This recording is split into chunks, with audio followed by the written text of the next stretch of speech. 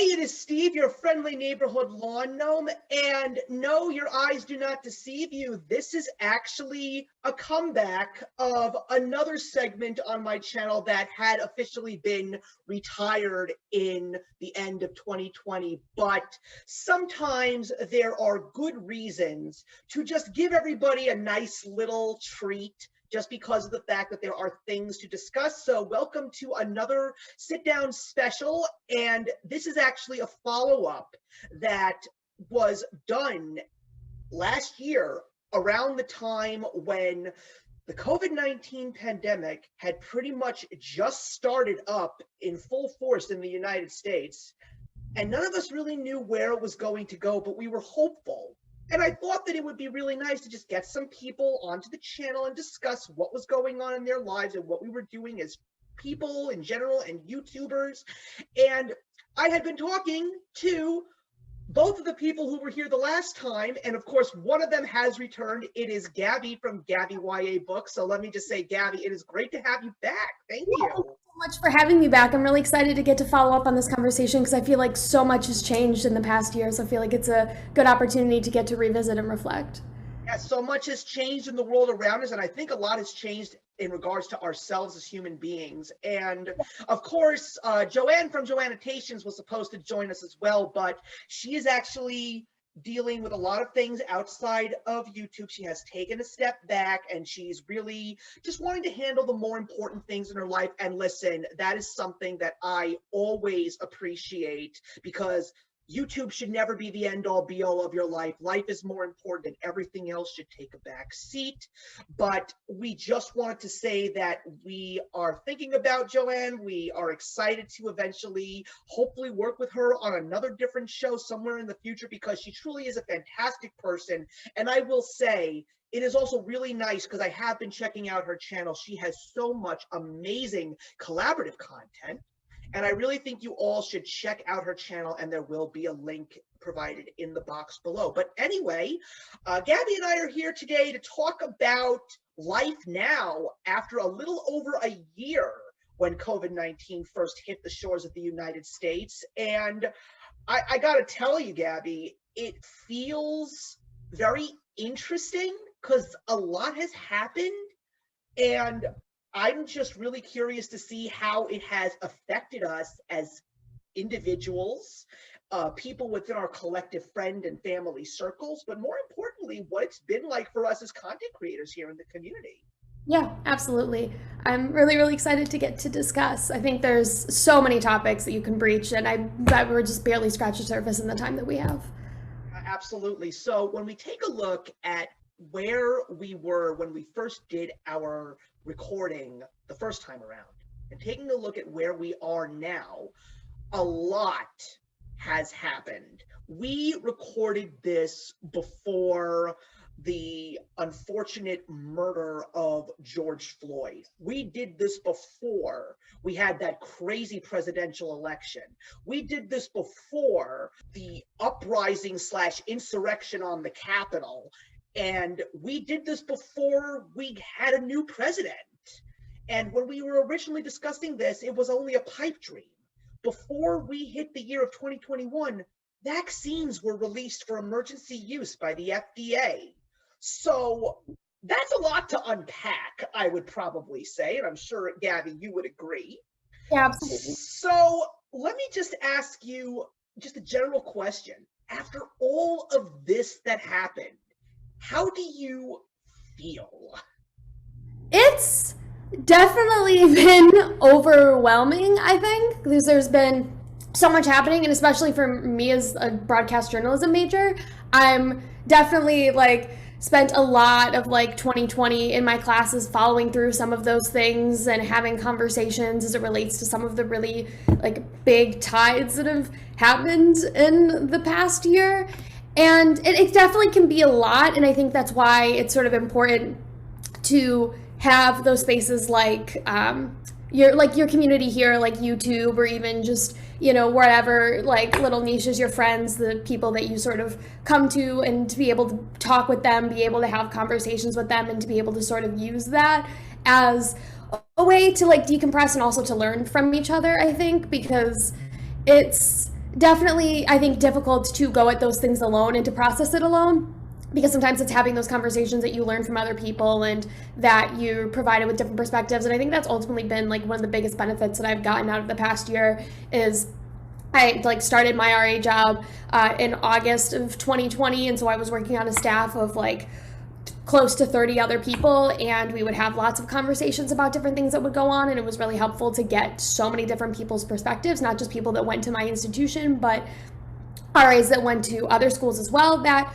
live and work in my building, and getting to hear from them in different like on-campus organizations that I was involved in, and getting to have conversations with them, and then conversations in my classes, just having those spaces to go to and to be able to sort of decompress and be able to sort of have those discussions as we look at these major issues and everything that happened, I think made it very helpful, because I know there were definitely a lot of long nights for me where I was staying up and watching news coverage and sort of thinking like, you know, a few years down the line, that could easily be me that's in that position, like covering this topic and bringing those things to people as they happen. And so sometimes I think we live in such a fast-paced world that it can be really all-consuming, and so having those people to turn to sort of like decompress and be able to sort of, you know, relax and learn from them, I think is really helpful.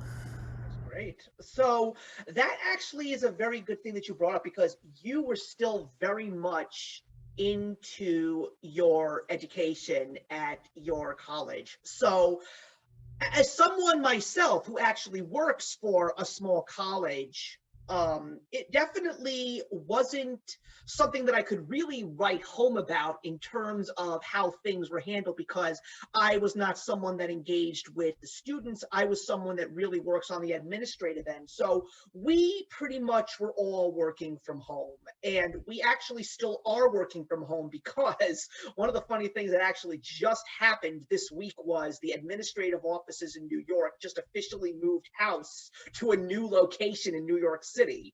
And we don't know when it's going to officially be open for the staff to return, because of the fact that they have invested a lot of money and they're still working on the whole construction of the space. But what we also know is it's going to be a much smaller space. So we also are trying to find out what's going to happen to us in regards to returning, or are we in fact returning, or are we going to just be returning part-time?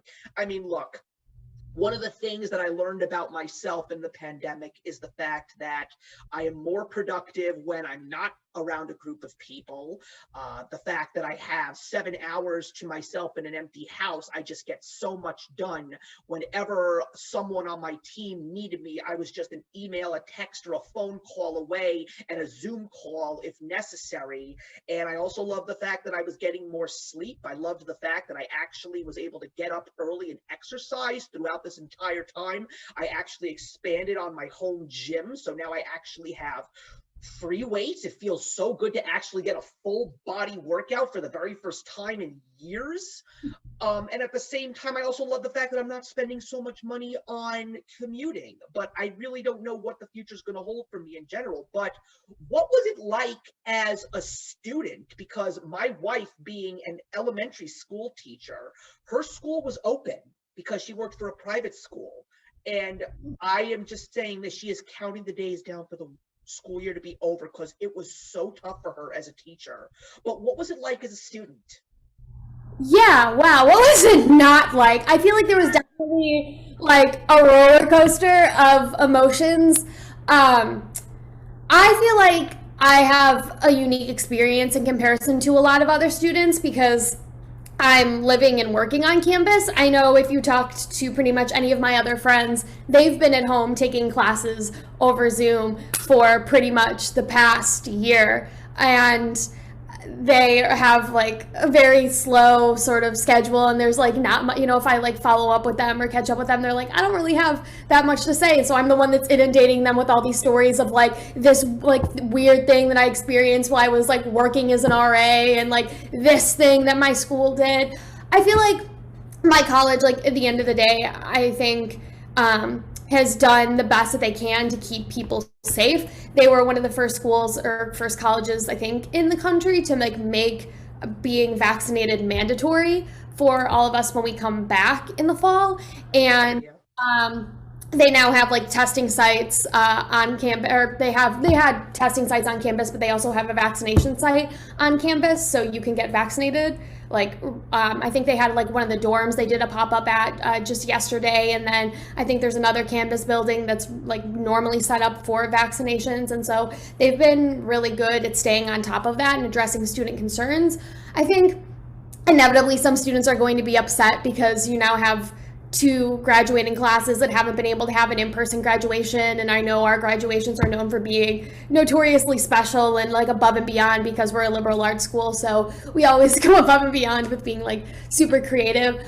I would say for me, I definitely felt like a lot of people were taking a pause, and I sort of mentioned this in one of my 2020 videos where I sort of was reflecting back on the year. It felt like a year where a lot of people were sort of taking a break and their life was stalled to an extent.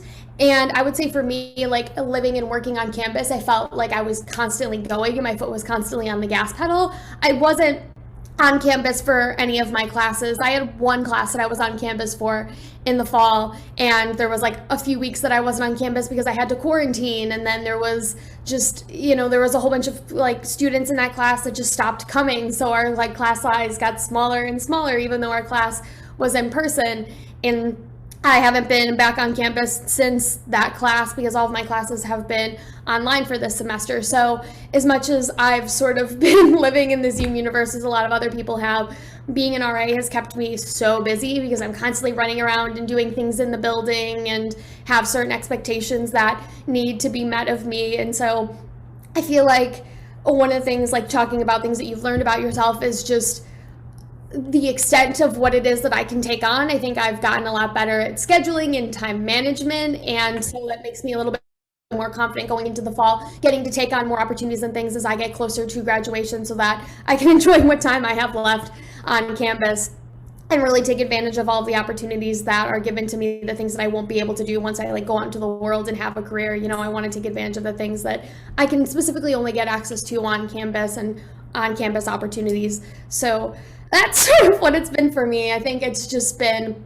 a lot sometimes to manage, but again, you know, that's where you talk with people and you have conversations and you advocate for yourself and sort of say like, this is what I need. And people, for the most part, I think have been a lot more accommodating during this and have been willing to work with schedules and be flexible. And I think it's been helpful to have that support because I think it lets you take on a lot more opportunities and be able to sort of make sure that you're never too stressed out or overwhelmed, because I think that's something that's happened to a lot of people during this past year, is that as much as we've sort of been living in this time period where a lot of things have been stalled, I think there's been a lot of stress and anxiety and maybe even depression too, just because we're living in such an unprecedented time, and I think a lot of people have struggled with it. Yeah, and I'm pretty sure that your classes were all the more interesting just because of all the current events that were taking place. Like there was never a dull moment in these past few months when it came to the actual world event. So I'm pretty sure that you probably had some of the most exciting classes. I'm sure that broadcast journalism is no doubt a very interesting series of classes to take, but I wouldn't be surprised if this was a series of classes unlike any other just because of the situation that we were in. And even though we were all in lockdown for a certain amount of time, the news was still very much an important part of everybody's life, no matter where in this globe you lived.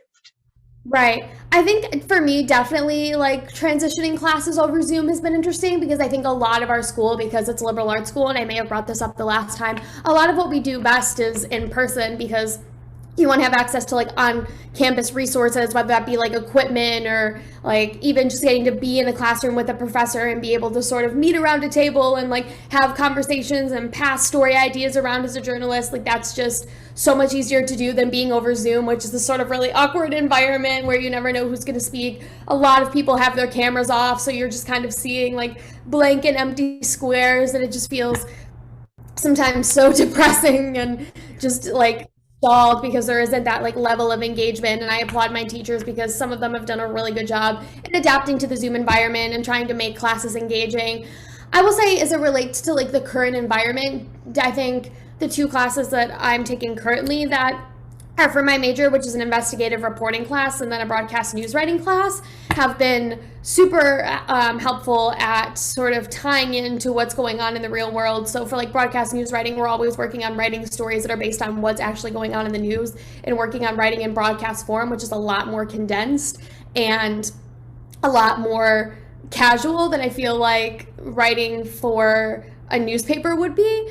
And we had a like conversation about like how do you approach in broadcast news writing covering certain shootings or deaths or like anything related to like police brutality, and at what point do you approach that, especially like if you're using footage like over like a VO or something that you're writing, like at what point do you stop that footage? Do you use the footage at all? Like where are the boundaries there? And having that conversation, I think, was really fascinating, especially to get other students' perspectives and to get to hear from students that were people of color that have to experience this and like have a completely different perspective on these issues than I will. And I think that's one of the things I really love about my school is getting to be in such a like diverse group of students in my classes and getting to have those different perspectives, because you're getting to hear from people who I think are really impacted firsthand by some of these things in a way that I think I'm not, although I think, you know, we're all impacted to some extent. But I think my investigative reporting class, one of the things that we did this semester was we spent the first half like investigating nursing homes and looking into nursing home abuse, which was a whole experience. It was really interesting to like look at some of the documents and sort of see that they're like right there at your fingertips. But one of the other things that we did was investigate a police shooting that happened in the city of Chicago in 2001 and look into like court depositions and all of these different things. And so I have a whole binder. I'm not going to go and get it, but it's like this thick of all of these different papers of just like evidence and like court depositions and all of these different things, and like reading through it and highlighting and annotating it and like realizing like where are the systemic failures that on behalf of the Chicago Police Department in handling this case, what things seem odd, like what is it that hasn't been explained, can we offer an explanation for it based on what it is that's in front of us. And a lot of that tied into like the George Floyd situation and what was going on, like the case that was happening there and sort of in real time. And so it was sort of amazing how all of that just fit so perfectly into what was going on in our world. And I think it, you know, made me so much like so appreciative to get to be in a classroom environment where you're having those conversations as these issues are happening in real time, because I think it makes it so much more applicable and I think so much easier to learn from, because you have an understanding of why these things matter because you're seeing them happen in the real world. It doesn't feel like it's just some classroom simulation, like all of this is real and it really happened. And I think that definitely makes you care a little bit more as a student and makes you more invested in the learning, even if you are over Zoom. And so like originally with that class, we would have gotten to actually go out to the scene and get to like visit it and get to like be on the ground where it happened. We probably would have reenacted it. And so a lot of that would have probably worked out better in person. But I feel like we still got to learn from it and still got to have conversations. And I think ultimately at the end of the day, like that's what's most important is like your takeaway from it. And hopefully that doesn't change regardless of whether you're in person or you're online, if you genuinely care about the issue and are passionate about learning more and actually wanting to fight to make that change, because that's ultimately like at the end of the day what journalism is all about. Absolutely. And I will definitely say from an administrative standpoint, we actually really wanted to see what the overall thoughts were from the students regarding whether they were taking classes in person or taking classes via Zoom, or if they were even doing a combo. So when we actually did our recent student evaluations, because I did mention in the last video, one of the few projects that I take on, we have the students do their evaluations, most like every other college does. And my job is to actually take all that information and create reports and send it to the chairs and the deans of various school programs. And these past semesters, we were told that we wanted to add some new questions. We wanted to see, how did you get this class taught to you?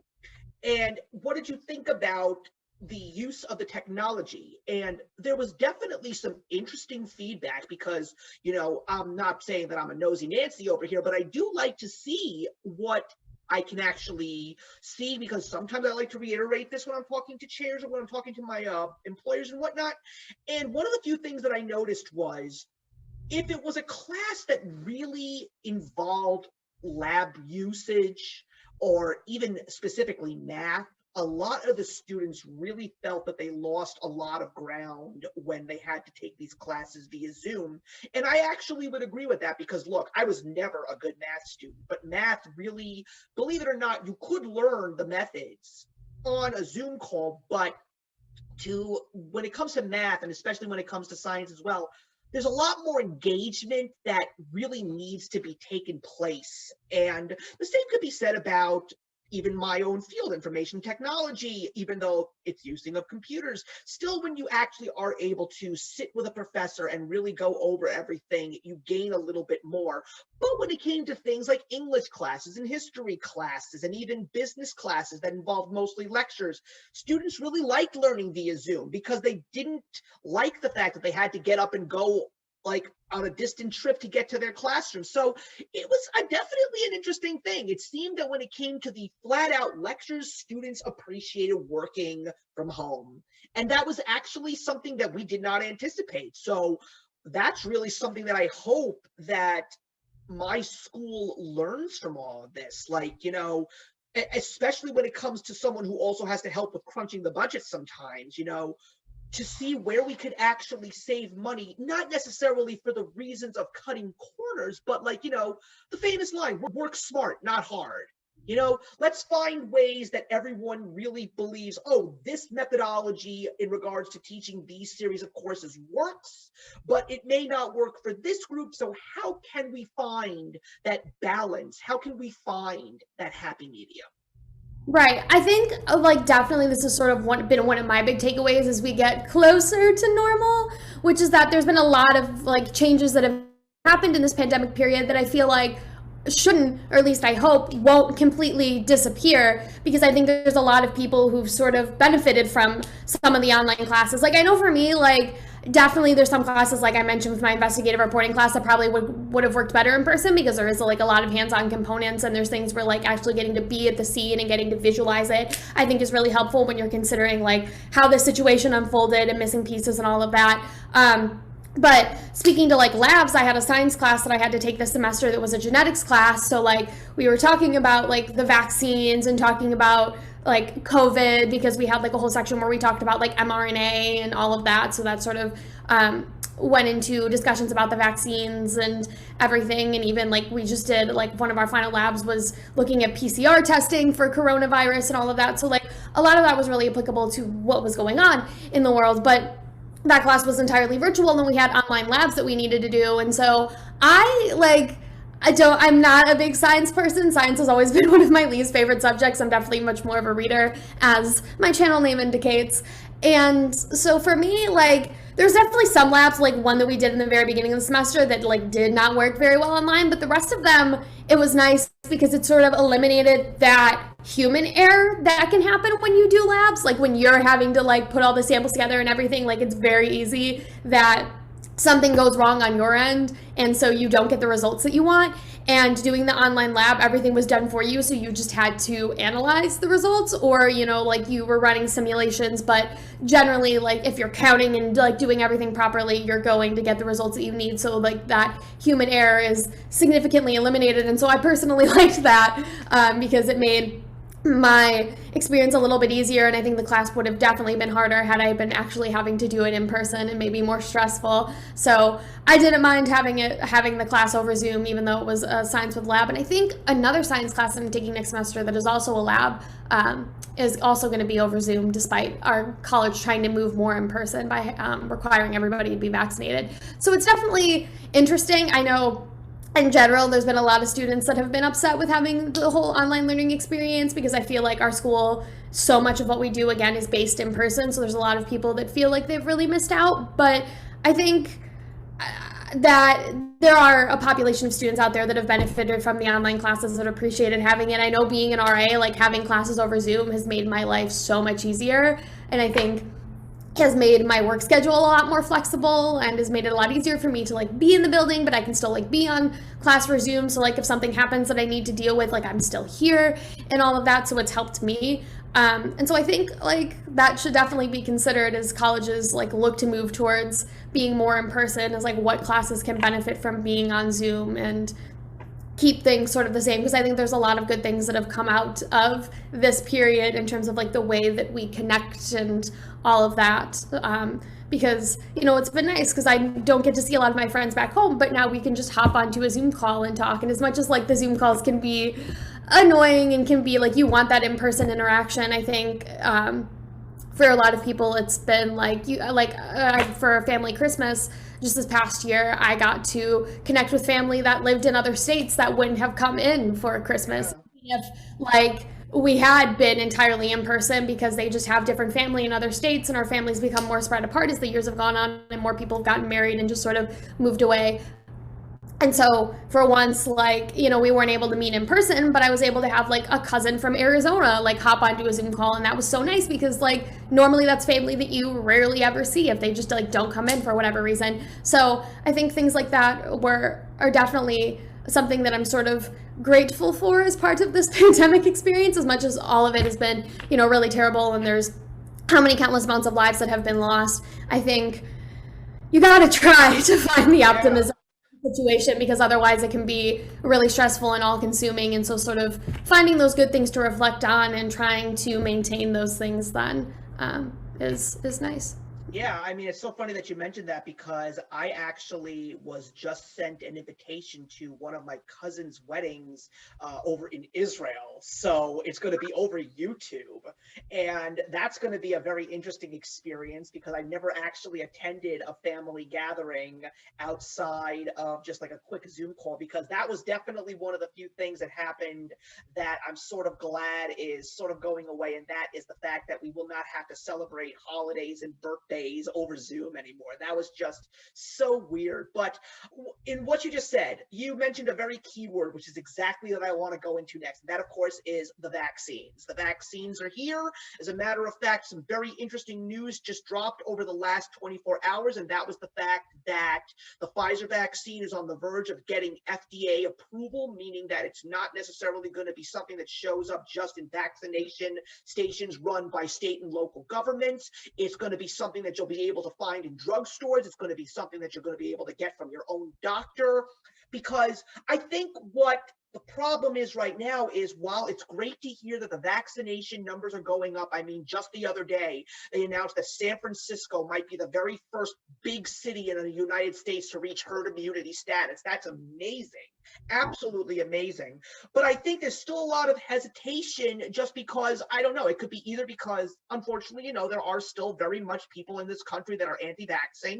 That's just something that's unfortunately existing right now, and it has for quite some time.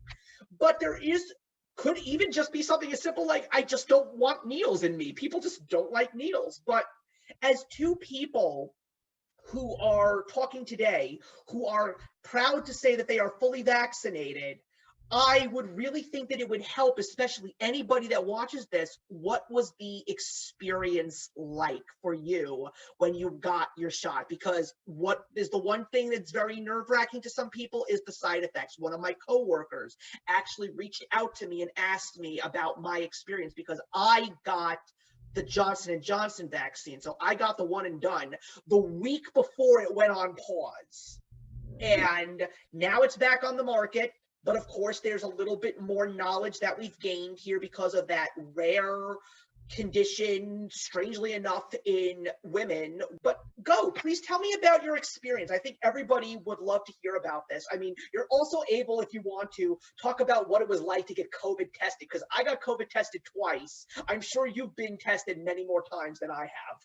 Yeah, so I had to get tested a few times after like coming into contact with an RA who had tested positive, and like the experience wasn't too bad. I went home to get tested, which because there was like one of my dad's friends who like had tested positive. There was like a place that he went to when he got tested, and he was like, it was super easy, rapid test, and that was absolutely what I wanted, because I was like, I want to get my test and then be able to give them whatever my results are, and then like take whatever steps I need to take with my college. And so and that I had to do that in like October of 2020, and I tested negative, and so like I sent the school my test and like sent my bosses the test results, and then there was like a whole nightmare that happened afterwards with like my dorm and my school communicating, because communication I think is definitely like, this is a whole separate issue, but I think has been a little bit difficult during the pandemic for like bigger institutions, especially because my dorm houses multiple different schools, and like that's a whole separate issue. But like getting tested was definitely not that bad.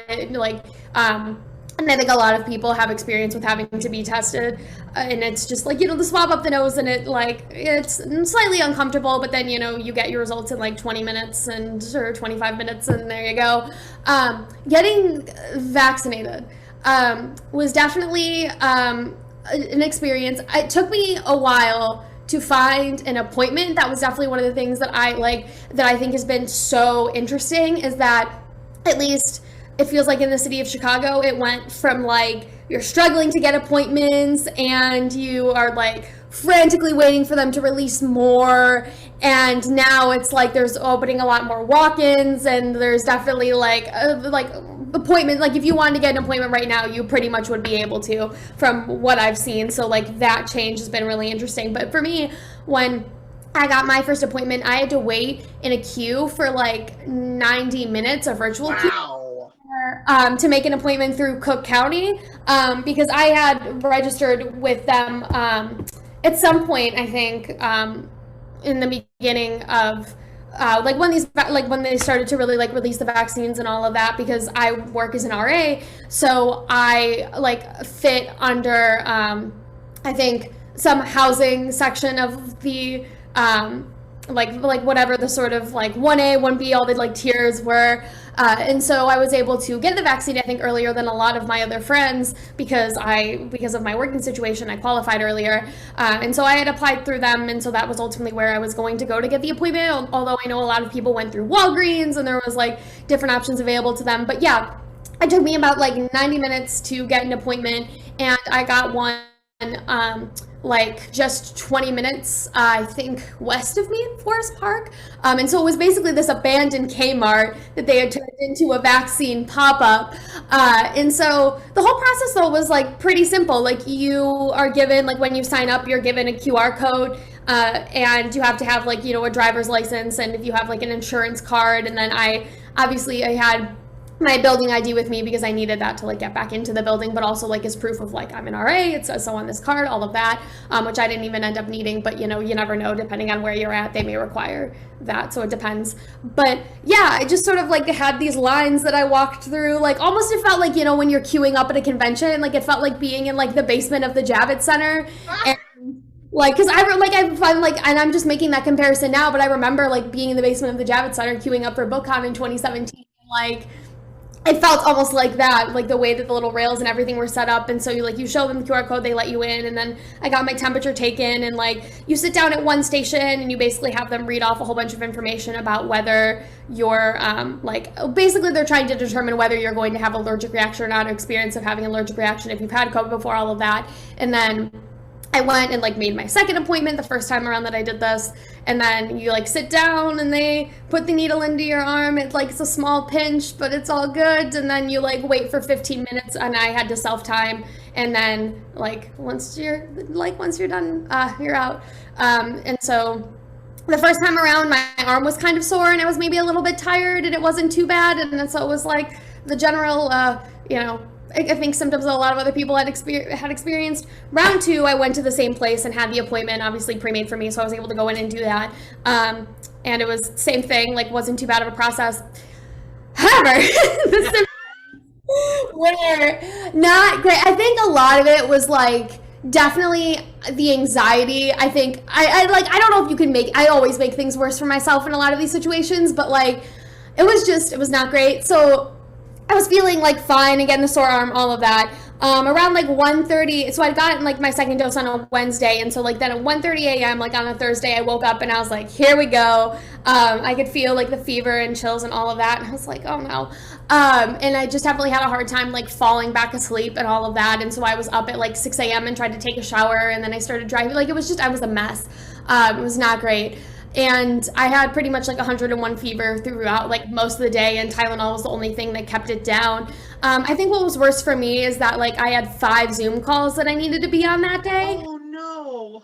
So I have like three. I had a class from like 9 to noon, and a class from 1 to 3, and then a class from 6:30 to 9:30, and then I had to like squeeze in 2 other Zoom calls that were for like final project and then for like a work thing. And so that was definitely, I think, the stress of that, of like I have to be on all these Zoom calls and I have to be like present and coherent and like aware, and I was like half alive. It was just, it was horrible. But again, like taking the Tylenol helped, and like gradually throughout the day it got better. And thankfully, like my 9 a.m. class only lasted like a half an hour, and then I just like conked out. And by that time, like I'd woken up and I was like just soaked in sweat, but I could tell my fever had broken. And I was like, oh, thank God.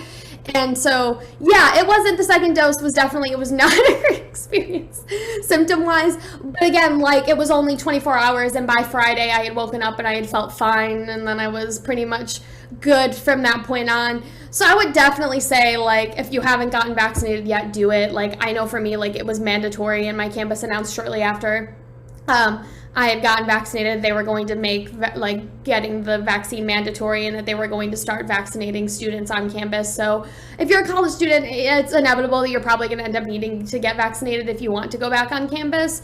And otherwise, symptoms aren't that bad. I know my grandmother just got vaccinated, and like I don't experienced really any symptoms when she got her second dose, and she got the Moderna. I got the Pfizer.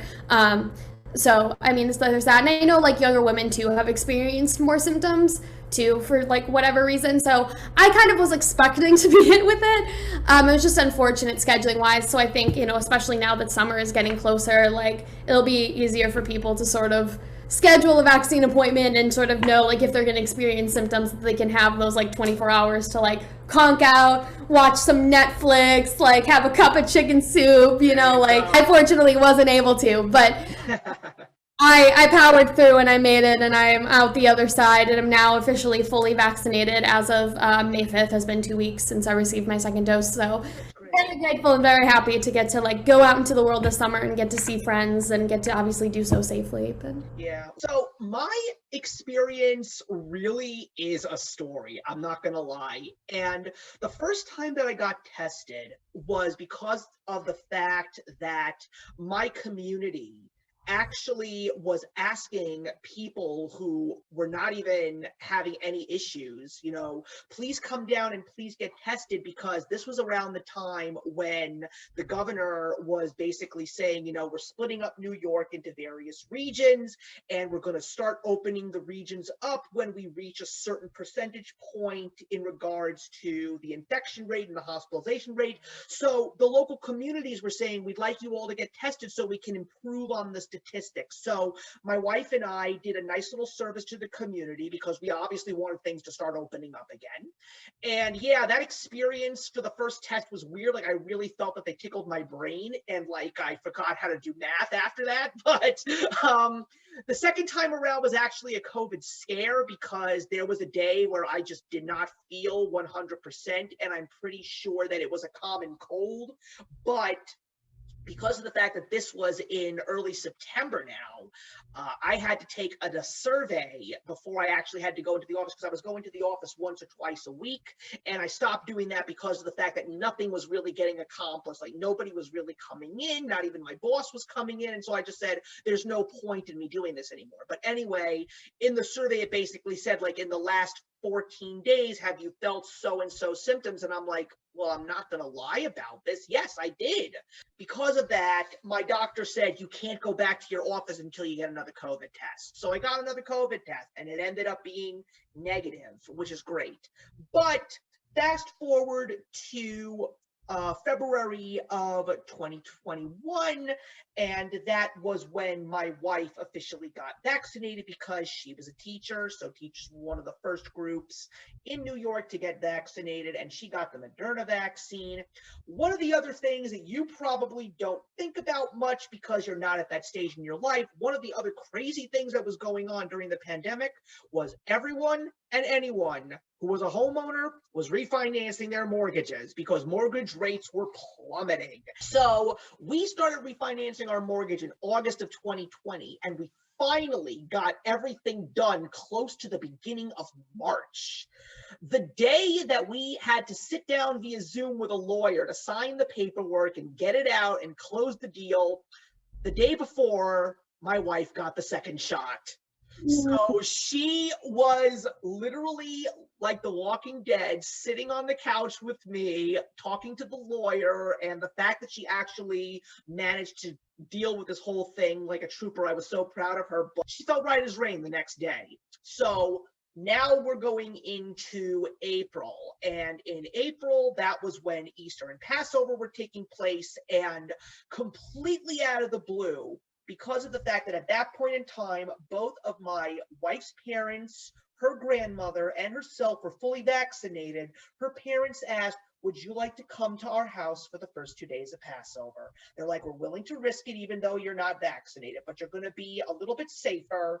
And I was like, of course, we'd love to see you. And of course, my wife really wanted to see her parents, though it was a little strange for me being there because everyone was hugging each other, but nobody was hugging me.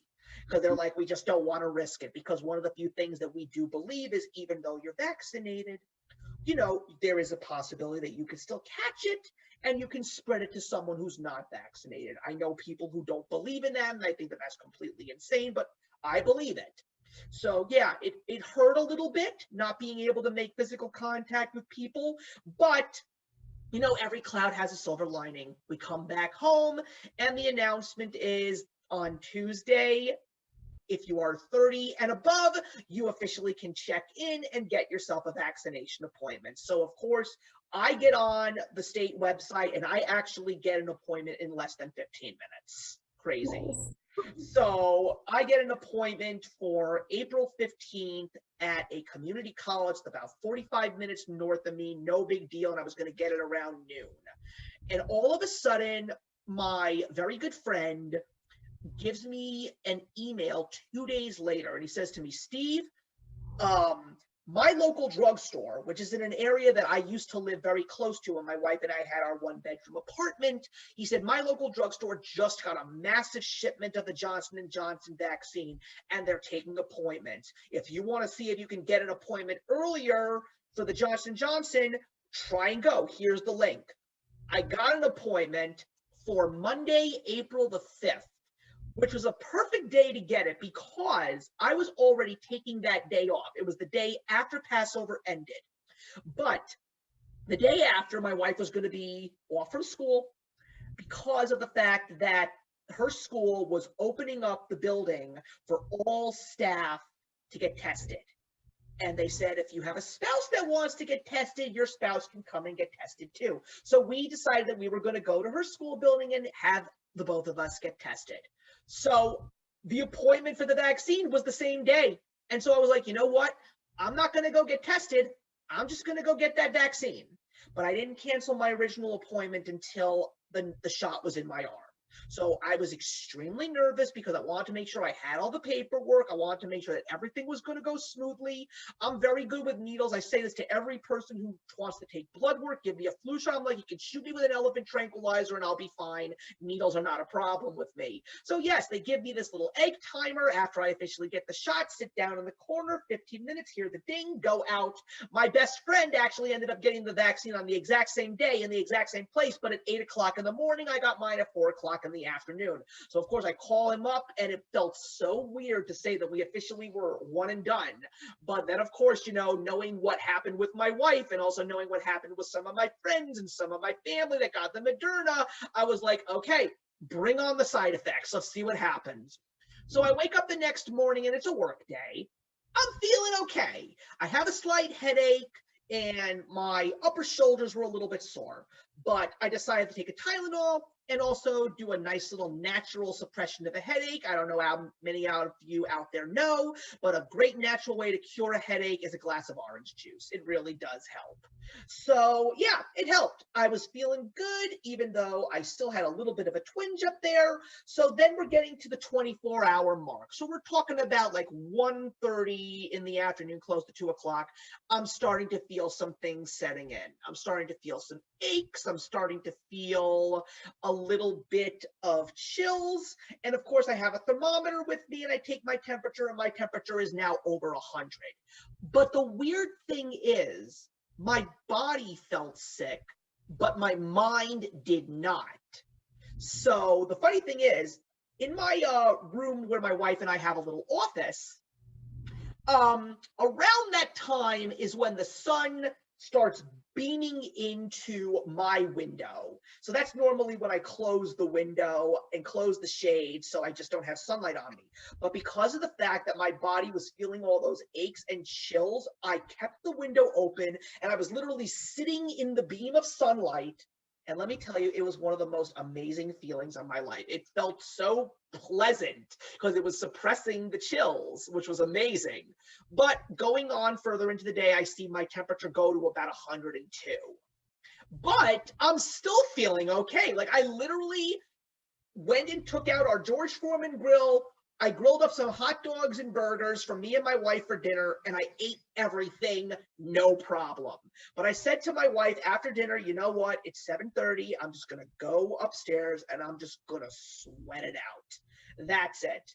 And that was it. I wake up the next morning, I check my temperature, it's 98.6. And I'm like, that was such an unreal experience. Like, I didn't feel in my mind like I was sick, but physically, I felt the illness saying, okay, it just means that the vaccine is working. So, of course, after that, I wait the 2 weeks to get fully vaccinated. And then, of course, with the pause of the Johnson & Johnson vaccine, you know, even though it was only having a situation like that with women, I still felt, even as a man, you know, I should know, because who knows, in a million chances, I could be that first male that gets that serious situation. But I was listening to what they were saying. Watch out for these symptoms. If these are the problems, go straight to your doctor. And they said, the week after you are officially fully vaccinated, consider yourself completely in the clear and nothing is going to affect you. So that was my vaccination experience. I felt great knowing that I had it taken care of.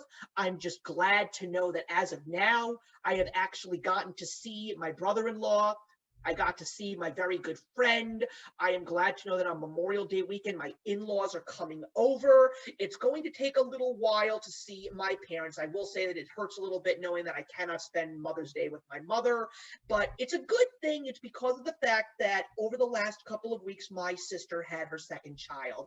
We had a beautiful baby girl. I haven't met her yet, but because of the fact that my parents are in their bubble, and my mom has been spending a lot of time with her and the baby, my sister's family doctor said, outside of all the people that are in your bubble, keep everybody else out until your daughter gets her other vaccinations. She's getting all those vaccinations next week, ironically on my wife's birthday. So a little birthday luck right there. But in regards to going to visit, my wife is, of course, a teacher. She is well into the final marking period, report cards, and she just wants to get out of there. She wants to get done with the school year and go into the summer. So I said to my sister, I might come visit alone, but please know that when Jen is done with the school year, we are going to visit everybody, and there will be hugs and kisses aplenty. We are just so excited to see all of our friends and family. There's still some friends that are going to take a little bit longer that we're going to be able to see. And of course, the people that don't live in New York, it's going to take a little bit longer to see them as well. But it feels really interesting knowing that things are sort of kind of getting back to normal. But that's going to lead into the next question. And that is going to be, what do you think we've learned are things that we should take away from this? I'll give you my thoughts. I feel that this has truly revolutionized the concept of the sick day. Now people are not going to feel guilty if they're not feeling 100%. If they have to be bedridden, they'll take a sick day. But if they've only got a case of the sniffles, you know, that's what my wife officially called a sniffles day. I can work from home now. And I don't have to feel guilty about not being into the office. If you need me, you can call me, you can email me, you can Zoom call. But I think that that's something that we all should understand, because what's really funny is literally before the pandemic, there was a thing on the NBC Nightly News about how people have been going to the office sick. Yeah. And now I think that is going to be completely out of the question. Absolutely. Unfortunately, one of the things that just happened this week was New York City public schools announced that there's no longer snow days. Yeah. That's not necessarily a good thing. And let me just explain why. Yes, it's good to know that we can have teachers teaching their kids on Zoom, but you have got to, especially if there's going to be more than a day, you have got to give people a chance to dig themselves out of their driveways. We actually had no snow day, and we had one of the worst winters ever. It was snow upon snow upon snow, to the point that my snow blower broke. And the fact that I actually had to take a sick day because I had to tell my bosses I have to shovel my darn driveway.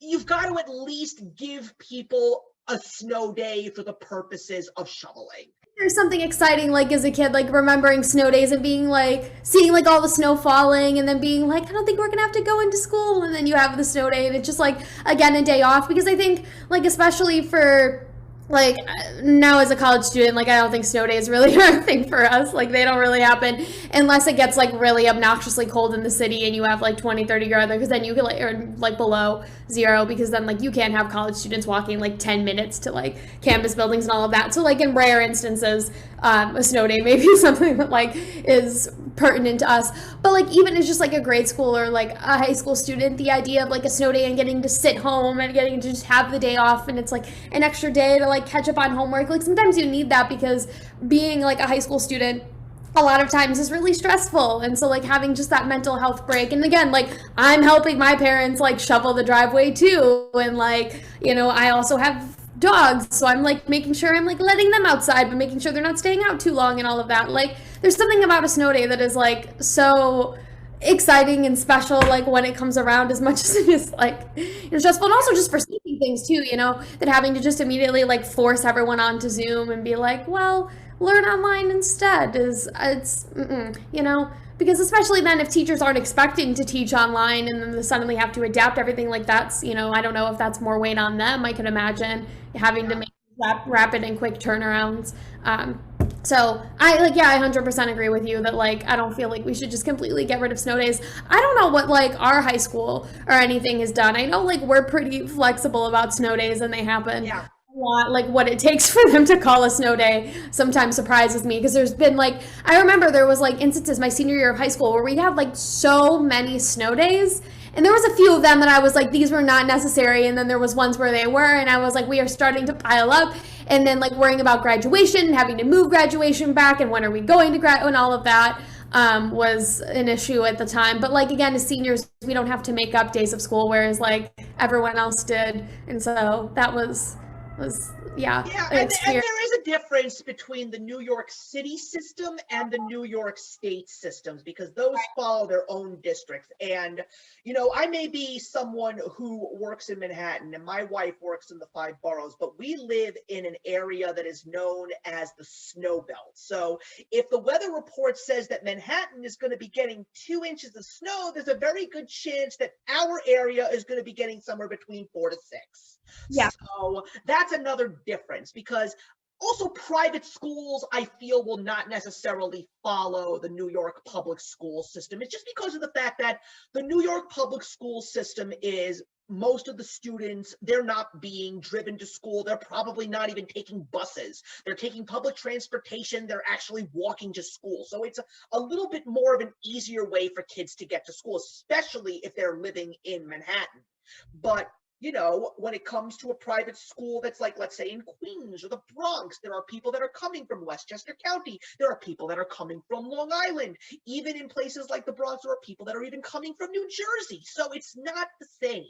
So I'm just hoping that that's something that there will be done within reason. Another thing that I definitely am hoping for is that people still remember to wash their hands, because it's kind of disgusting knowing that this was the way that we were before the pandemic hit, because there were a lot of people that, now look, I'm not going to say that I didn't wash my hands, but I definitely didn't soap the backs and I definitely didn't soap up the sides. Like I just washed the hands, and there's something that's definitely a little bit weird to me from office bathroom soap as opposed to your own soap that you have at home. For some strange reason, I always felt that office soap does not clean you as well. It's weird. I don't know why I never had that conception, but it's strange. But no, I will definitely be much more persistent when it comes to hand washing, that's for sure. I think you see people probably carrying hand sanitizers around too, like the little pocket, like things of hand sanitizers, because I feel like there'd be instances where you'd be like walking around and doing all of that, and then you'd like sit down to eat at a restaurant, and like you should wash your hands before that. Normally you do, but it's like either using hand sanitizer or using like a pocket wipe or something. Like I think, yeah, in general, people will be more health conscious when like washing their hands and being sanitary, which is good because that's should be something that should be like, it shouldn't be like something that you need to force on to people. It feels like it should be common sense. Yeah, I also believe that one of the other things that is definitely going to be sticking around, at least I definitely am sure it's going to be in the tri-state area, because after the fact that New York and New Jersey and Connecticut got really hardly hit, we definitely are seeing more people that are very much on board with getting vaccines. I mean, it is crazy to see where Connecticut is right now in regards to how many people have gotten vaccinated. It's crazy because they're now officially opening up, I believe 2 weeks, they're officially going 100% capacity, which is wonderful. But one of the few things that I think is going to be sticking around is the masks. And I think that you're going to see a lot more people wearing masks in wintertime. And I'll tell you why. I don't know if this happened for you, but I didn't catch a cold this year. Nobody in my wife's school caught the flu. My sister's oldest daughter, who gets the deaths of colds, didn't get a single cold this year. And I think that the mask is going to replace the scarf because it is fastened to your face. It keeps your bottom half of your face ultra warm to the point that your whole face feels ultra warm. People will still wear their scarves, but they'll just wear them around their necks. But I really think that this is going to revolutionize the way we handle things like the cold and the flu. But I just hope that people will still go out and get their flu vaccines, because that's definitely something that I am a firm believer in, especially considering the fact that my wife spends a lot of time around young children. That's definitely something that she believes in. And because of the fact that we love our nieces dearly, we want to make sure that we're very much vaccinated for flu and for COVID, et cetera, et cetera. I mean, look, if it ends up that we're going to be getting boosters for COVID every single year, you know what? I'll just go to my drugstore and I'll just say, okay, put the flu vaccine in this one and put the COVID one in this arm. I'm good to go. But yeah, I think that the masks are definitely going to be something that you're going to be seeing in a lot of places, because people who dealt with the winters that we dealt with this year are going to realize, hey, this wasn't actually so bad. But the fact that we won't have to wear our masks in the summer is going to be a huge sigh of relief. Because, oh man, like I could pull my mask off and like feel like a pool of sweat all over my face, especially if I'm not shaven. Like it's such a days where I was out and I was close to being fully vaccinated but wasn't fully vaccinated yet, and same with like the other person that I was with, and it was like 87 degrees in the city of Chicago, and it's been like in the 50s since then because Chicago weather is wildly inconsistent. But we went out to like the Chicago lakefront, and we were like, and as we were walking there, it was like you could just, it was like, I wanted to take the mask off so badly because you can like feel the sweat, and it's especially so uncomfortable because it was so warm. And I was like, oh, but I feel like, yeah, in general, especially like this summer, that it'll be interesting to see like how many people wear masks, don't wear masks, like as we move into the summer. Because I know, like, as someone who's fully vaccinated, like we're not required to wear masks outdoors anymore, but if you're going to like big gatherings, things like that, they suggest it. And so I think there's a lot of people that even though they'll be like that they're, because they're fully vaccinated, that they won't like have to wear the mask, that a lot of them may still do that, because I think a lot of the people who are unvaccinated may take that as a cue to just not wear the mask at all, and so like they can still give it and transmit it to other people. And so it's going to be almost the opposite. The people who like don't need to wear the mask still will, and then all the people who like probably should still be wearing masks won't, and it'll, you know, it's not. So I foresee that being a whole like situation. Yeah, yeah. I mean, it's like I definitely am glad to know that, if you're going to be outdoors, but you're not going to be in a massive crowd of people, you don't have to wear your mask. But yeah, if I go to a mall, I'll wear my mask. If I go into a grocery store for the time being, I'll wear my mask. I'm pretty sure that if we keep going in the direction that we're going, I wouldn't be surprised if by the end of the summer, God willing, we are somewhere in the 60 to 70% capacity of vaccinations in New York. They will say you don't have to wear your masks indoors anymore. But what I really think is going to have to be done is, in regards to the people that don't want to get vaccinated, I don't want to sound like we have to be authoritarian, but we're going to have to unfortunately tell them, listen, you need to get vaccinated if you really want to get back to 100% of your life. So it's like the fact that there might actually be rules in place, like you can't go to a movie theater, you can't go to a concert, you cannot take your mask off indoors if you're not vaccinated. They're going to unfortunately have to be told this. And you know what? If people want to protest about it, that's why we live in America. We're allowed to protest. But people who feel that these vaccines are unsafe need to understand that this was not something that was developed overnight. Because like coronavirus, I think something a lot of people don't know is like that it's been around for a while. So it's not like this is something they've already, like, as you mentioned, actively been working on.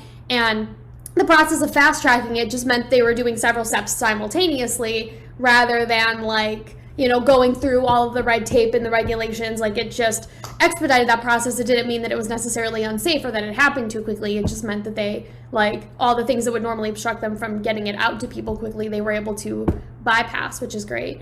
Yeah, they were taking the research that they already had done with H1N1, with MERS, with the bird flu, with Zika virus. Like, these were already things that were on the table, and they just took that research and just applied it to what we had to do. And quite frankly, I'm glad, because if we had to go through another year like this, I don't think any of us would have been able to survive. Because one of the other things that I learned about myself is that I really am a very social person. I really missed spending actual physical time with friends and family, and actually just the little things that we take for granted were just things that I truly, truly missed. And you know what? That's something that we're officially going to start talking about right now. We had to find ways to entertain ourselves while we were waiting for things like sporting events to come back and movie theaters to open. I'm sure that you are very excited to know that some Broadway shows have officially gone into pre-sale. I'm definitely excited for Broadway to be able to return to normal. Haven't really heard anything from Broadway in Chicago, which was a bummer. I don't know what's going on with them. I think they've just been moving back the dates of a lot of their shows, so I don't know if they're having a big grand reopening in the way that Broadway is, but I'm looking forward to, because I know one of the things that I was excited to do when I moved to the city was get to enter the lottery for different Broadway shows. So I'm hopeful that while I'm still living down here as a college student, that's something that I'll be able to do. But yeah, there's been, I think, plenty of things that I've been doing to entertain myself. I think one of the things that's been most helpful is that this semester I took a reviewing the arts class. So a lot of what I had to do was watch movies, TV shows, listen to music, and write a review about it. So that was fun, because I got to just actively consume content and then just talk about did I like it, did I not like it, and then have conversations. And so a lot of it was your opinion, which is so nice, because so much of journalism and what you're doing is being unbiased and not getting to insert your opinion. So it was great to get to kind of have the balance between those things, and getting to be able to have a writing where I can be I love this, or I didn't like this, or this is a mess, and getting to do that. So that, I think, gave me more opportunity to consume content that I maybe wouldn't have otherwise. Well, now you've got me curious. I want to know about some of the stuff that actually stood out for you. Tell me about some of the movies that you watched, or some of the TV shows that you watched, or some of the music that you listened to, because clearly one of the things that we will definitely discuss throughout this piece of the conversation is the streaming services and how they pretty much saved us, I would have to say. Absolutely. Okay. So, oh my goodness. I think there's definitely a lot of content that I watched that I didn't write reviews about. A lot of the stuff that I did was like shows, movies, things I'd already watched because I was familiar with the territory enough to get to revisit it. I was also watching movies because I was doing like some collabs with friends on different YouTube channels, and so we would read scripts of different movies and have like movie nights beforehand where we'd watch some movies and all of that. I will say, like, one of the big papers that I was working on, that I just turned in and finished this due on Tuesday morning, but I finished with it early and just wanted to turn it in and be done with it, was this like 2,500 word paper that I had to write. And we got to choose the topic of what we wanted to write about. And so for me, I decided, because I was just feeling nostalgic and I was like, I want to go back and want to walk down memory lane, and decided to revisit a whole bunch of like Disney and Nickelodeon sitcoms from like mid 2000s, early 2010s, which was sort of like the era that I was growing up and watching those shows. And so one of the things that I was doing is I like went and rewatched like Hannah Montana and watched the movie and like the Best of Both Worlds, like all those things that I watched when I was like 6, 7, 8 years old. Like that was a decent portion of my childhood, and it was fun to get to revisit that, like using Disney Plus and like going through all the episodes, because I was surprised how many of them were like imprinted in my memory. And so like watching those shows, like it was fun for the nostalgia value, but then there's a part of me that's looking at it behind the scenes and is like, production wise, a lot of stuff that happened there was like a nightmare, with like the way that some of these like stars who were like in their teens or were like new adults, the way that they were treated and kind of shoehorned. And so that was ultimately like what my whole paper was about, was sort of like the production value behind the scenes on a lot of these sitcoms is really problematic. And so I watched like the Black Mirror episode of Ashley O that Miley Cyrus was in. I don't know if you're familiar with that episode, but that was something that my professor recommended that I watch when I gave him a rough draft of the paper, and I watched that, and that was really enlightening. So that sort of added to that whole discussion. And around that same time, we were talking about like separating the art from the artist and all of that. So that was sort of a fascinating conversation to have to sort of supplement, my paper, which is like, there's sometimes when you can, and when it's like, the content directly impacts the lives of the artists. Otherwise, like, I was watching a lot of Marvel TV. We finally got WandaVision and Falcon and the Winter Soldier, which I watched and loved both of those. They were lovely. And I'm looking forward to, as we enter the summer, the Loki series, which they announced is dropping 2 days early. So they're dropping it on Wednesdays instead of Fridays, which, like, at this point, it's the summer. I don't care what day they would have dropped it on. I'm going to be staying up till 2 a.m. every week to watch it regardless, because it's definitely the series that I've been most excited for and most eagerly anticipating, and I think is the one that's probably going to be the best, at least in my personal bias. So there's so many things that was just like, what came off of like, the tip of my tongue, but I have like a whole list of movies and TV shows that I've been watching, and so I could be here for hours if I want to talk about all of it.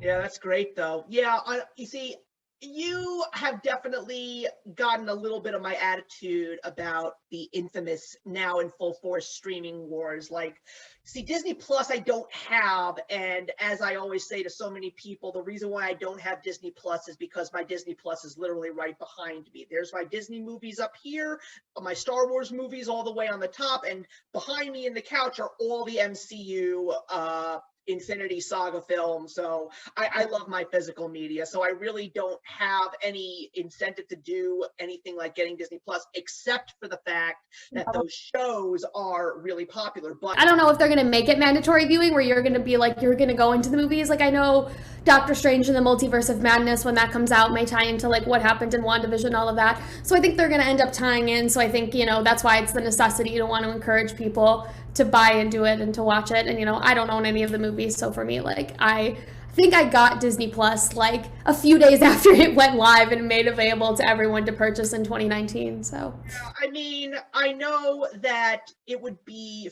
foolish, and this is my own personal opinion, for Disney not to release some of these shows on physical media. I mean, Kevin Feige did say that you don't have to watch the TV shows. You're not going to be missing anything if you just go and watch the movies. But still, you know, it would be cool to see some of the development of some of these characters. And, you know, I did have Netflix, and I actually found myself really not watching that much on Netflix, but I will say that I did see some very good movies, because two of the best movies that I saw in 2020 were Mank from David Fincher and The Trial of the Chicago 7. Yeah.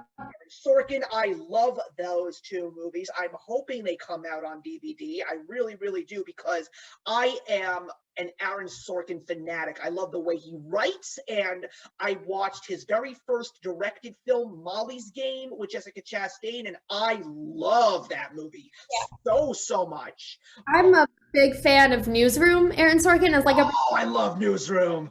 One of my professors recommended that to me, or not one of my professors, it was one of my high school teachers that recommended it to me, because I was taking a current events class with him in my senior year, because I was like, no math and science classes, and so I got to take some like fun elective-based classes, which I enjoyed, and so he recommended Newsroom to me because I told him I was going to be a broadcast journalism major. Newsroom is right over there. That's all 3 seasons. I love that show so much. I like adored him, the stuff that he writes, The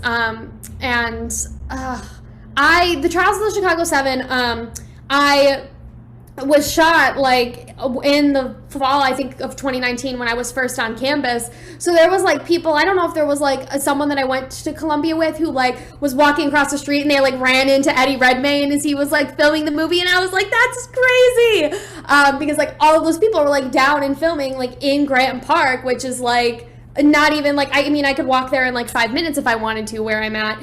So it was really cool to watch that. And then when it came out in the fall, I was taking a media ethics and law class, and my professor had like met all of the actual people who were like a part of that trial, like had interviewed them. And so she was like, watch the movie, and we watched, and then we like, most of us went off and watched it, and then we like came into class and she was telling us all these stories about these different people and sort of like what the movie doesn't tell you. And I just thought that was such a cool experience, like get to watch that movie and then have a professor who like knew all of these actual people that were involved in these events and had conversations with them, and were like, they were terrible people. And I was like, wow, that's because I mean, I think there was a lot of showmanship there, but like, oh, the movie itself is really, really good. And I also do have Amazon Prime, so obviously as a Prime member, I get all the free streaming, and I did actually watch Invincible, which was such an amazing show. That is definitely the best show that I have watched in the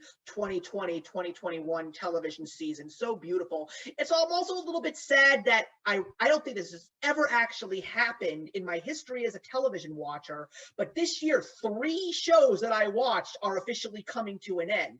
One of them already did. I watched the final episode of Shameless, and next week is the final episode of Mom with Allison Janney, which I think is one of the most underappreciated shows from CBS. I watched it from the day it aired, and I just said there is so much potential with this show, and I absolutely adored it. And Last Man Standing is ending as well this year, but I'm sure that there's going to be some more things. I mean, I believe you're a fan of the show, but I don't know if you're excited for the next season of the Marvelous Mrs. Maisel. I am hoping it comes soon. The 3rd season ended on such a cliffhanger, and it's been a while. So I'm excited because I feel like once I dive back into it, I'm going to be like, oh my God, I forgot how good this was. Yeah. So I'm excited for that for sure, yeah. Yeah, and I'm excited for the next season of The Boys over on Amazon Prime and on Netflix. I just saw that brand new show that just came out, Jupiter's Legacy. I heard a lot of people buzzing about it, but I also managed to get my hands on HBO Max because of the fact that I was already an HBO subscriber, and I found out that if you have a Verizon account, which is what I do, you just type in your Verizon account and you get HBO for free.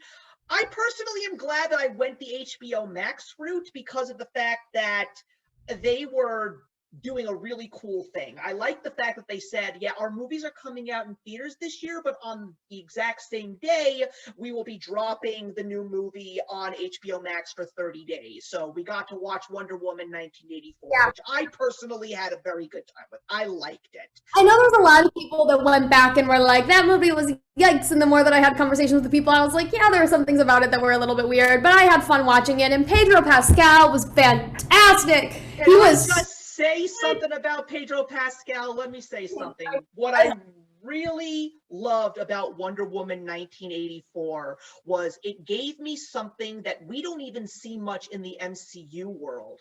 That was classic, over the top, I'm gonna take over the world with his hands rubbing against each other and flat out fantasy supervillainy. I had not seen that in a DC film or in a Marvel film yet. I personally appreciate that because sometimes you gotta go a little over the top. You gotta go a little like the 80s. So come on. Oh, I loved too the 80s inspired. I loved that because there was an episode of I'm a big fan of Agents of S.H.I.E.L.D., being a Marvel fan. And so the final season aired in May of I think started airing the end of May of 2020 and wrapped up in August. And that was really sad because I loved that show and it was so good. But the finale was I had a really fun experience. One of the cast members on the show, Elizabeth Henstridge, it was hosting she would, and she's still doing this now, but has Zoom calls that she would do each week where she would have a whole bunch of the cast and crew pop on to a Zoom call as the episode was airing, and they would watch it together and talk about the process of filming it and give you all the behind the scenes stuff, which I love as a journalism major because I'm always so curious in finding out how these sort of shows come together and the little nuances and the things that you wouldn't find out otherwise. But for the final episode, they did a Zoom call and there was 1,000 people that were allowed in, and so I was able to pop and do a Zoom call with a whole bunch of the cast and the crew and the production team and celebrate the final episode. And this is her merch that she made that I really very nice. Very nice. Anyway, the reason why I brought that up is because they did an 80s episode of that show that I think came out in July, and it was it's one of my favorite episodes. I always love 80s inspired stuff, and so again with Wonder Woman 1984, that episode, there was definitely a lot of 80s inspired content that I felt was coming out around for whatever that time period that I felt I was inundated with. That was fun. And we also got a second teaser for Stranger Things season 4, which I know a lot of people are excited for. I still have not watched Stranger Things. I watched I got 2.5 episodes in, I think. I was midway through the 3rd episode, and then I just for whatever reason got busy. But I've been meaning to watch it because there's so many actors that I love that are in that show. I'm a big fan of The Princess Bride. It's one of my favorite movies of all time. If you talk to me for 5 minutes, that's something you'll find out because I love that movie. But Carrie Elwes is in the 3rd season of Stranger Things, and I've been wanting to watch it for him. And then Joel Stoffer, who was in Agents of S.H.I.E.L.D., is going to be in the new season of Stranger Things, and his character that he played in Agents of S.H.I.E.L.D., Enoch, is fantastic. He does such a good job with that character. So I'm really excited to get to see him in Stranger Things, or just to even sort of find out who his character is going to be. So that's definitely one that I need to watch because it's been a long time coming. Yeah. And I also think that one of the good things that I appreciated about HBO Max doing what they're doing this year is it gave me the opportunity to watch the movies that were going to be in theaters that I probably wasn't going to go see because, and let me just say, one of the few things that really stinks is that there really hasn't been a truly good movie. Up until yesterday, the only decent movie that I watched, well, that's actually somewhat of a lie. I did see Judas and the Black Messiah, and I thought that was good, but it's not necessarily a movie that I'm going to see again. But the best movie that I've seen so far this year was Zack Snyder's Justice League. I have seen that movie 3 times, and I know that the Blu-ray is coming out at the end of the month. I'm still upset that I haven't gotten to see Raya and the Last Dragon yet, but it is coming out on Blu-ray very, very soon.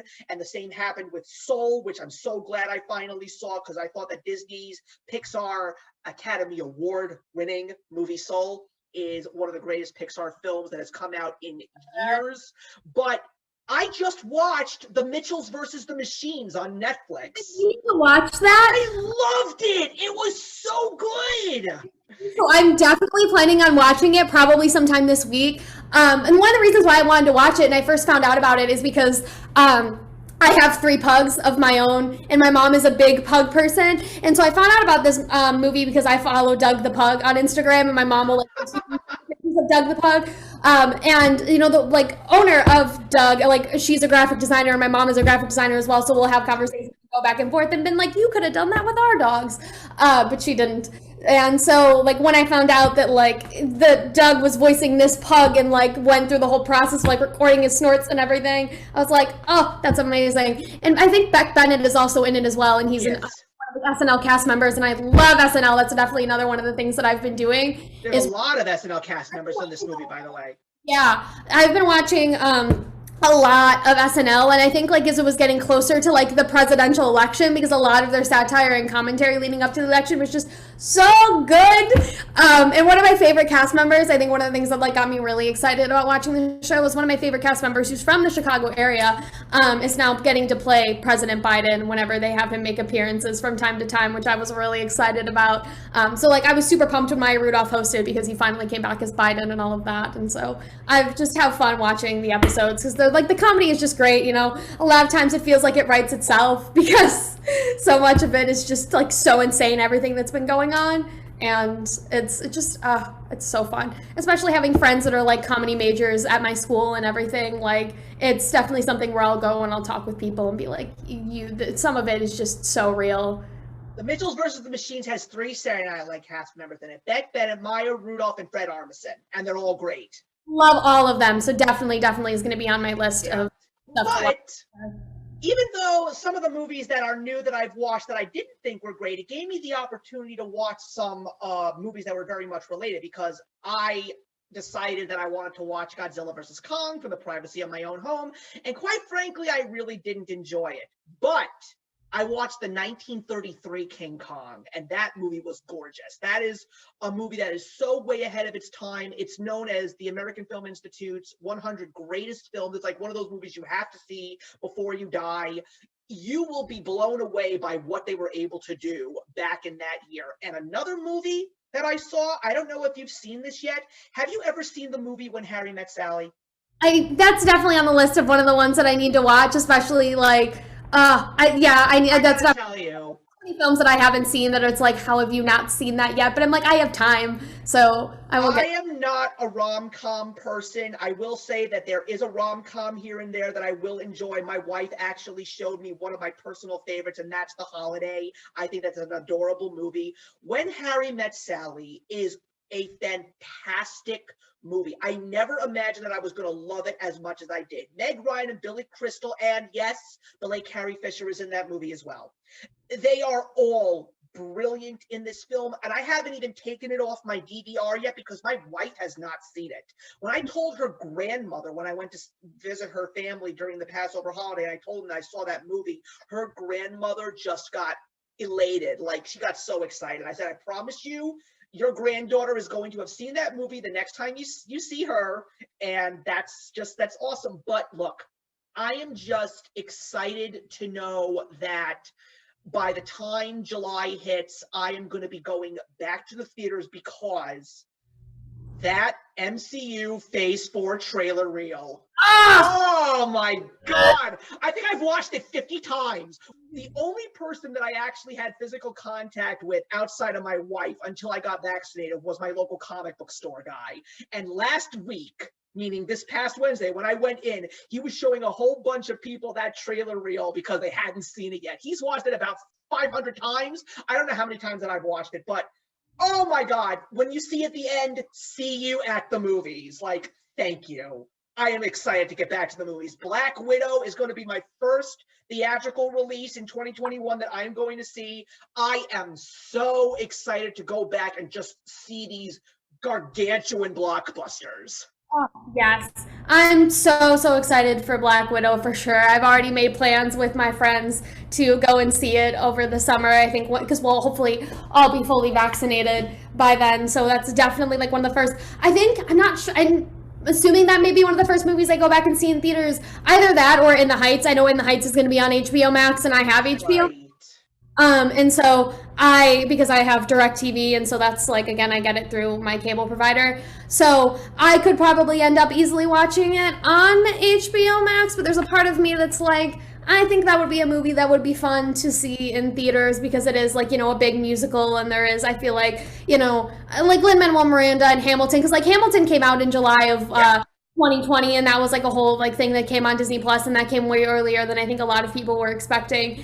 And so like that, like I think knowing that experience, like I think it's something I could probably watch on my TV, but I don't know, I'm debating it because I know I have a friend that was excited about getting to see it. So I'll have to see if my like local movie theaters are open and all of that, but definitely plans to see Black Widow. And I'm just so excited for everything that MCU has going forward. I think as of this year, I'm probably most excited for the new Spider-Man movie that's coming out in December. Because I feel like that is gonna like shatter all expectations. I feel- Literally tear the door off the hinges on how far they can go. I was like, what is the proper phrase to describe this? Absolutely. But because I think like there's been rumors that like Alfred Molina is going to be in the movie. Like nobody has said anything though. What I'm really surprised about is like whether oh my gosh, Tobey Maguire and Andrew Garfield.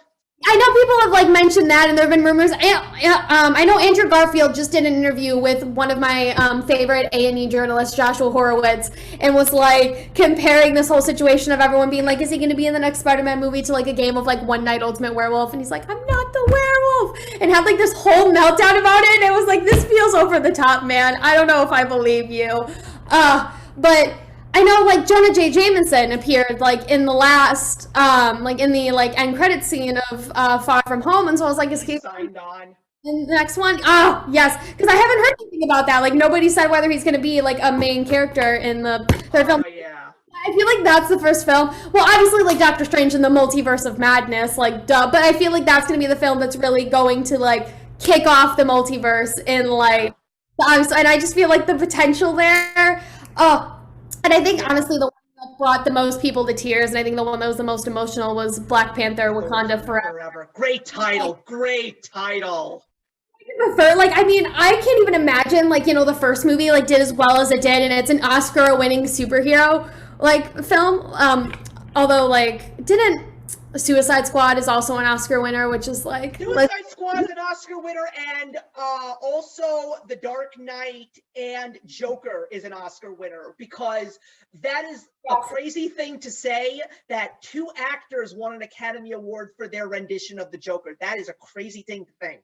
Yeah, but definitely, like, so Black Panther, I guess, is the only Marvel film that I guess is a Oscar winner.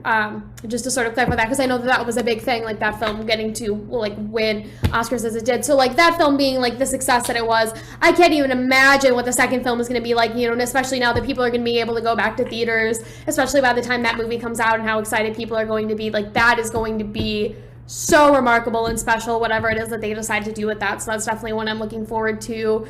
I mean, all of them.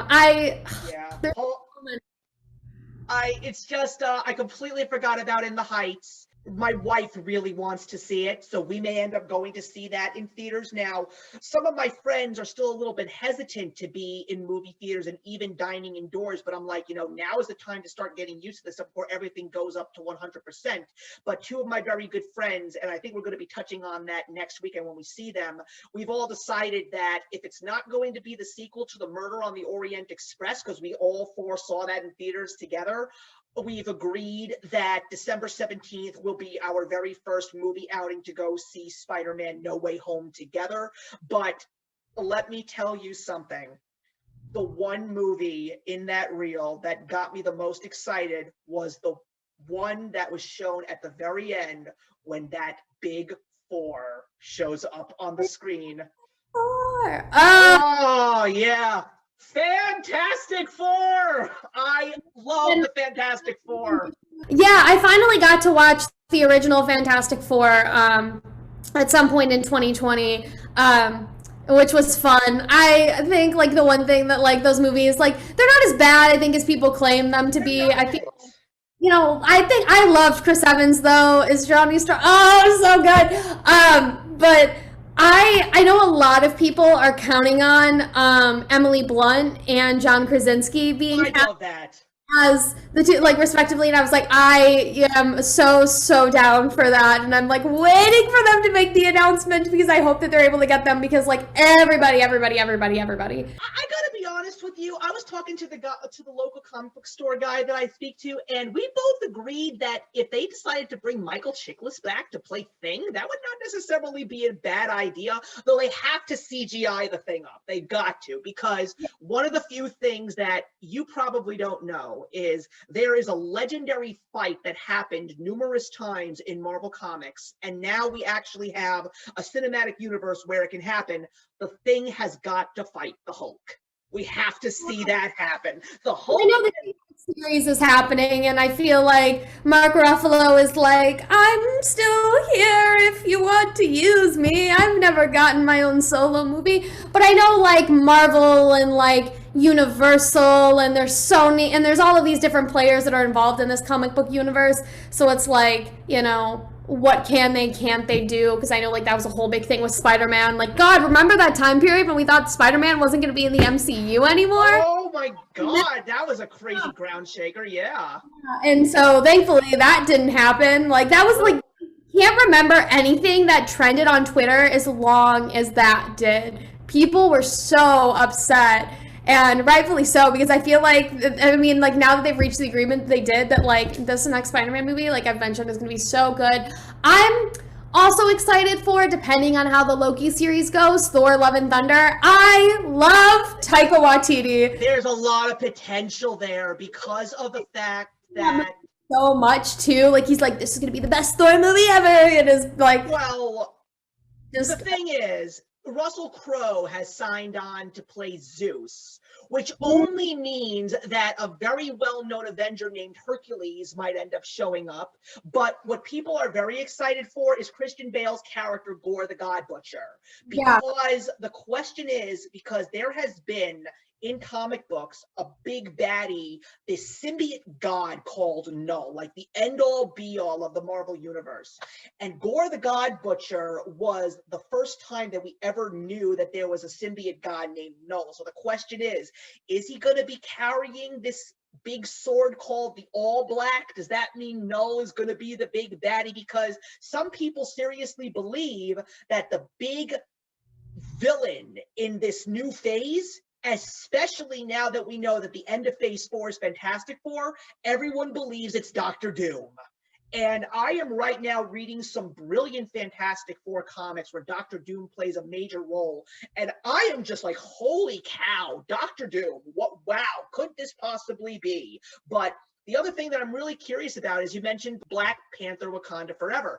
Now, I am very curious what the story is going to be, because there were rumors that we were going to get to see a character named Namor the Submariner, which is pretty much Marvel's, well, actually, he came out before Aquaman did. Namor was created in 1938.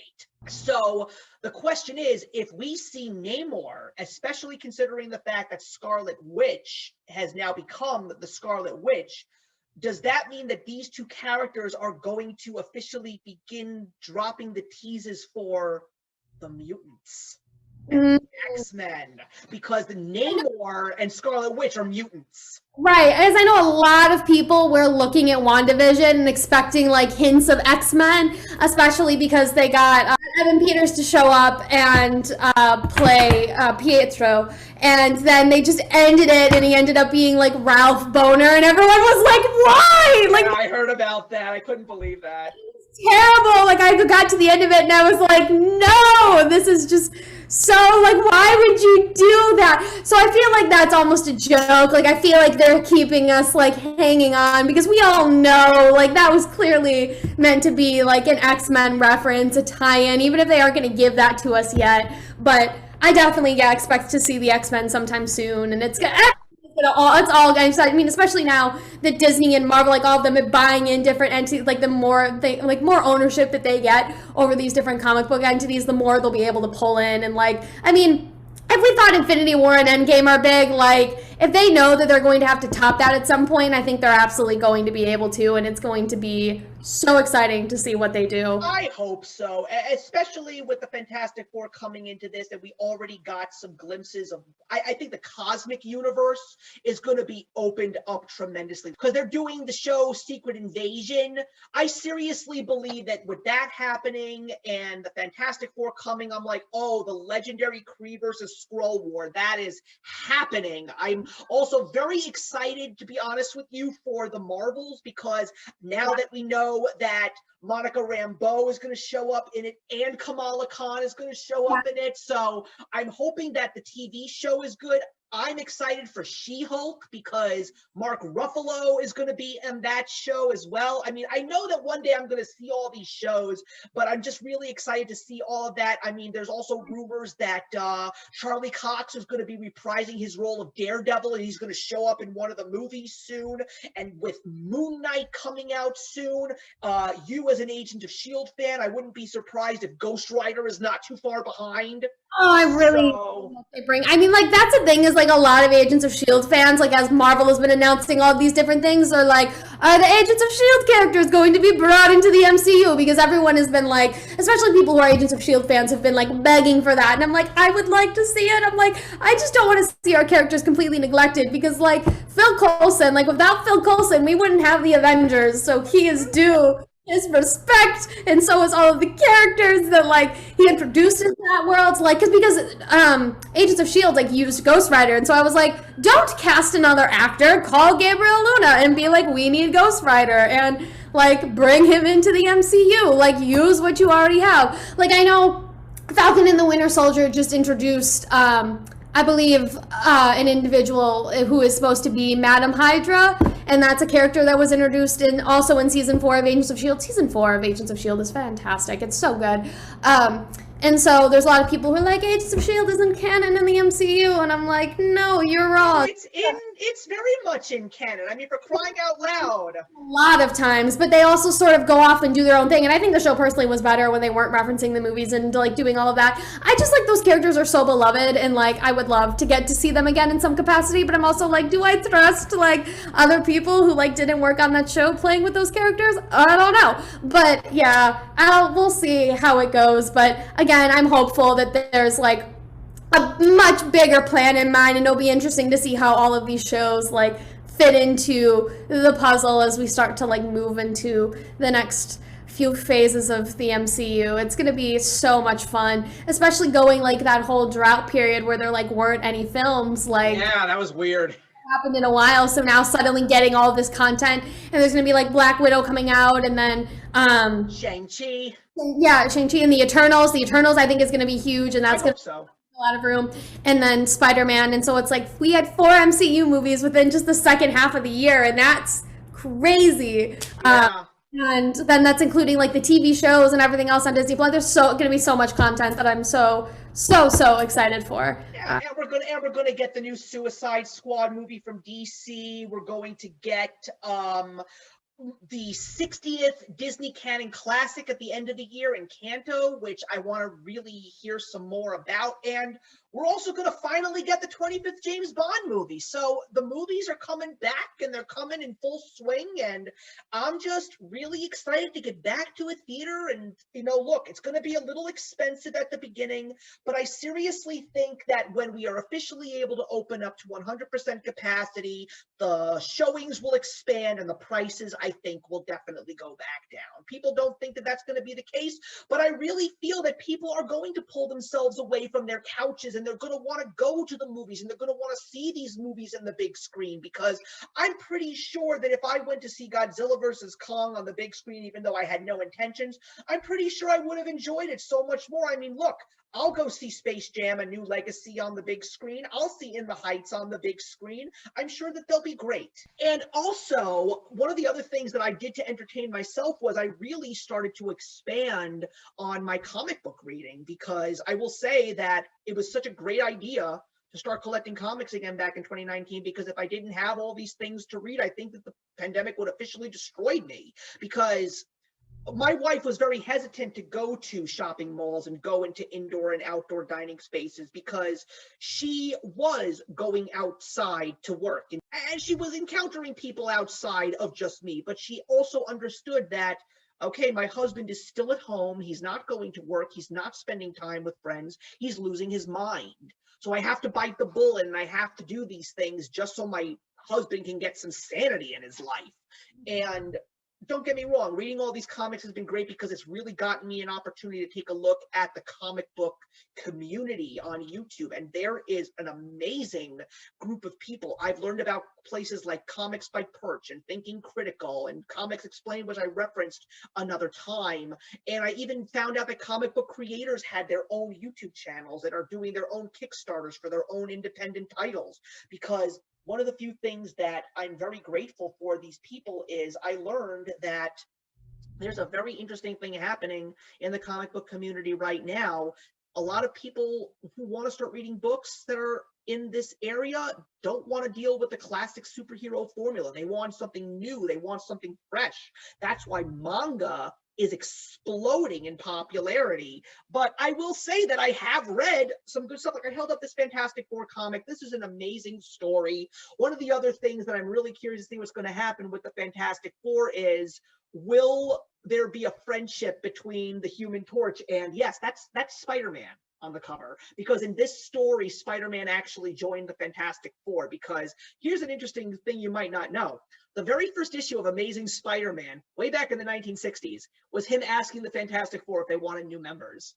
So I thought that was really cool. And like, yeah, definitely there's a lot of potential for all of these stories to like interweave, and so like that's one of the things I think I found most interesting. Like I was not a big fan of the first Doctor Strange movie, but Multiverse of Madness is definitely another one that I'm excited for, because like Benedict Cumberbatch and Elizabeth Olsen, and I think Tom Hiddleston is going to be in it as Loki. At least that's what I thought, but I don't know, because there was rumors about that, and so that's definitely not confirmed. But like this idea of like taking characters who've normally had like been in separate films and like sort of had their own little lanes and getting to like bring them together. I think there's a lot more potential for crossover and for like overlapping and to get to tell these different stories, and I think that'll be really fun. Yeah, and the funny thing is, I actually have not been reading many books, like actual books, but I've been reading a lot of comic books, but that's just because of the fact that I'm just finding these beautiful stories. Like outside of the superheroes, I've been going to some of these indie labels and I've been finding some amazing stories. You would actually appreciate this because this takes place in your town of Chicago. Nice. This is a book called Shadow Doctor. It's a period piece, and also I've been following writers and artists. So I'm sort of like, these are like my books right now. So Shadow Doctor is written by a gentleman named Peter Calloway. This is actually based on a true story that was told to him by his grandfather when his grandfather was on his deathbed. He revealed a secret that he never told his family. It's the story of a young Black man during the 1930s in Chicago. Now, you who are a proud person of Chicago, you know what was going on in Chicago in the 1920s, 1930s. So it's about a young Black man who just got out of medical school, but nobody wants him to join their practice because he's a Black man. So he goes to a friend who has ties to none other than Al Capone. And Al Capone helps him build a practice of his own, but of course, he knows what Al Capone is dealing with, and he doesn't want to be involved in that. So this is a 5-issue comic book series. This is issue number 3. Issue number 4 is coming out this month. Brilliant writing, an incredible story, and I am a fan of mob history and mob culture. So these are things that I'm very interested in. And yeah. Here's another interesting story from an even more unknown independent label called Scout Comics. Black Cotton. Very much important to today. Imagine if the place of white people and Black people were flipped.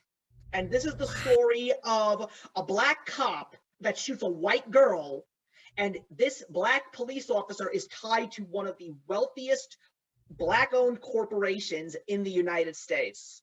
I think that this is going to turn into something that is going to be taught in the classroom, because of everything that's been going on in our current history that's unfolding right before our eyes.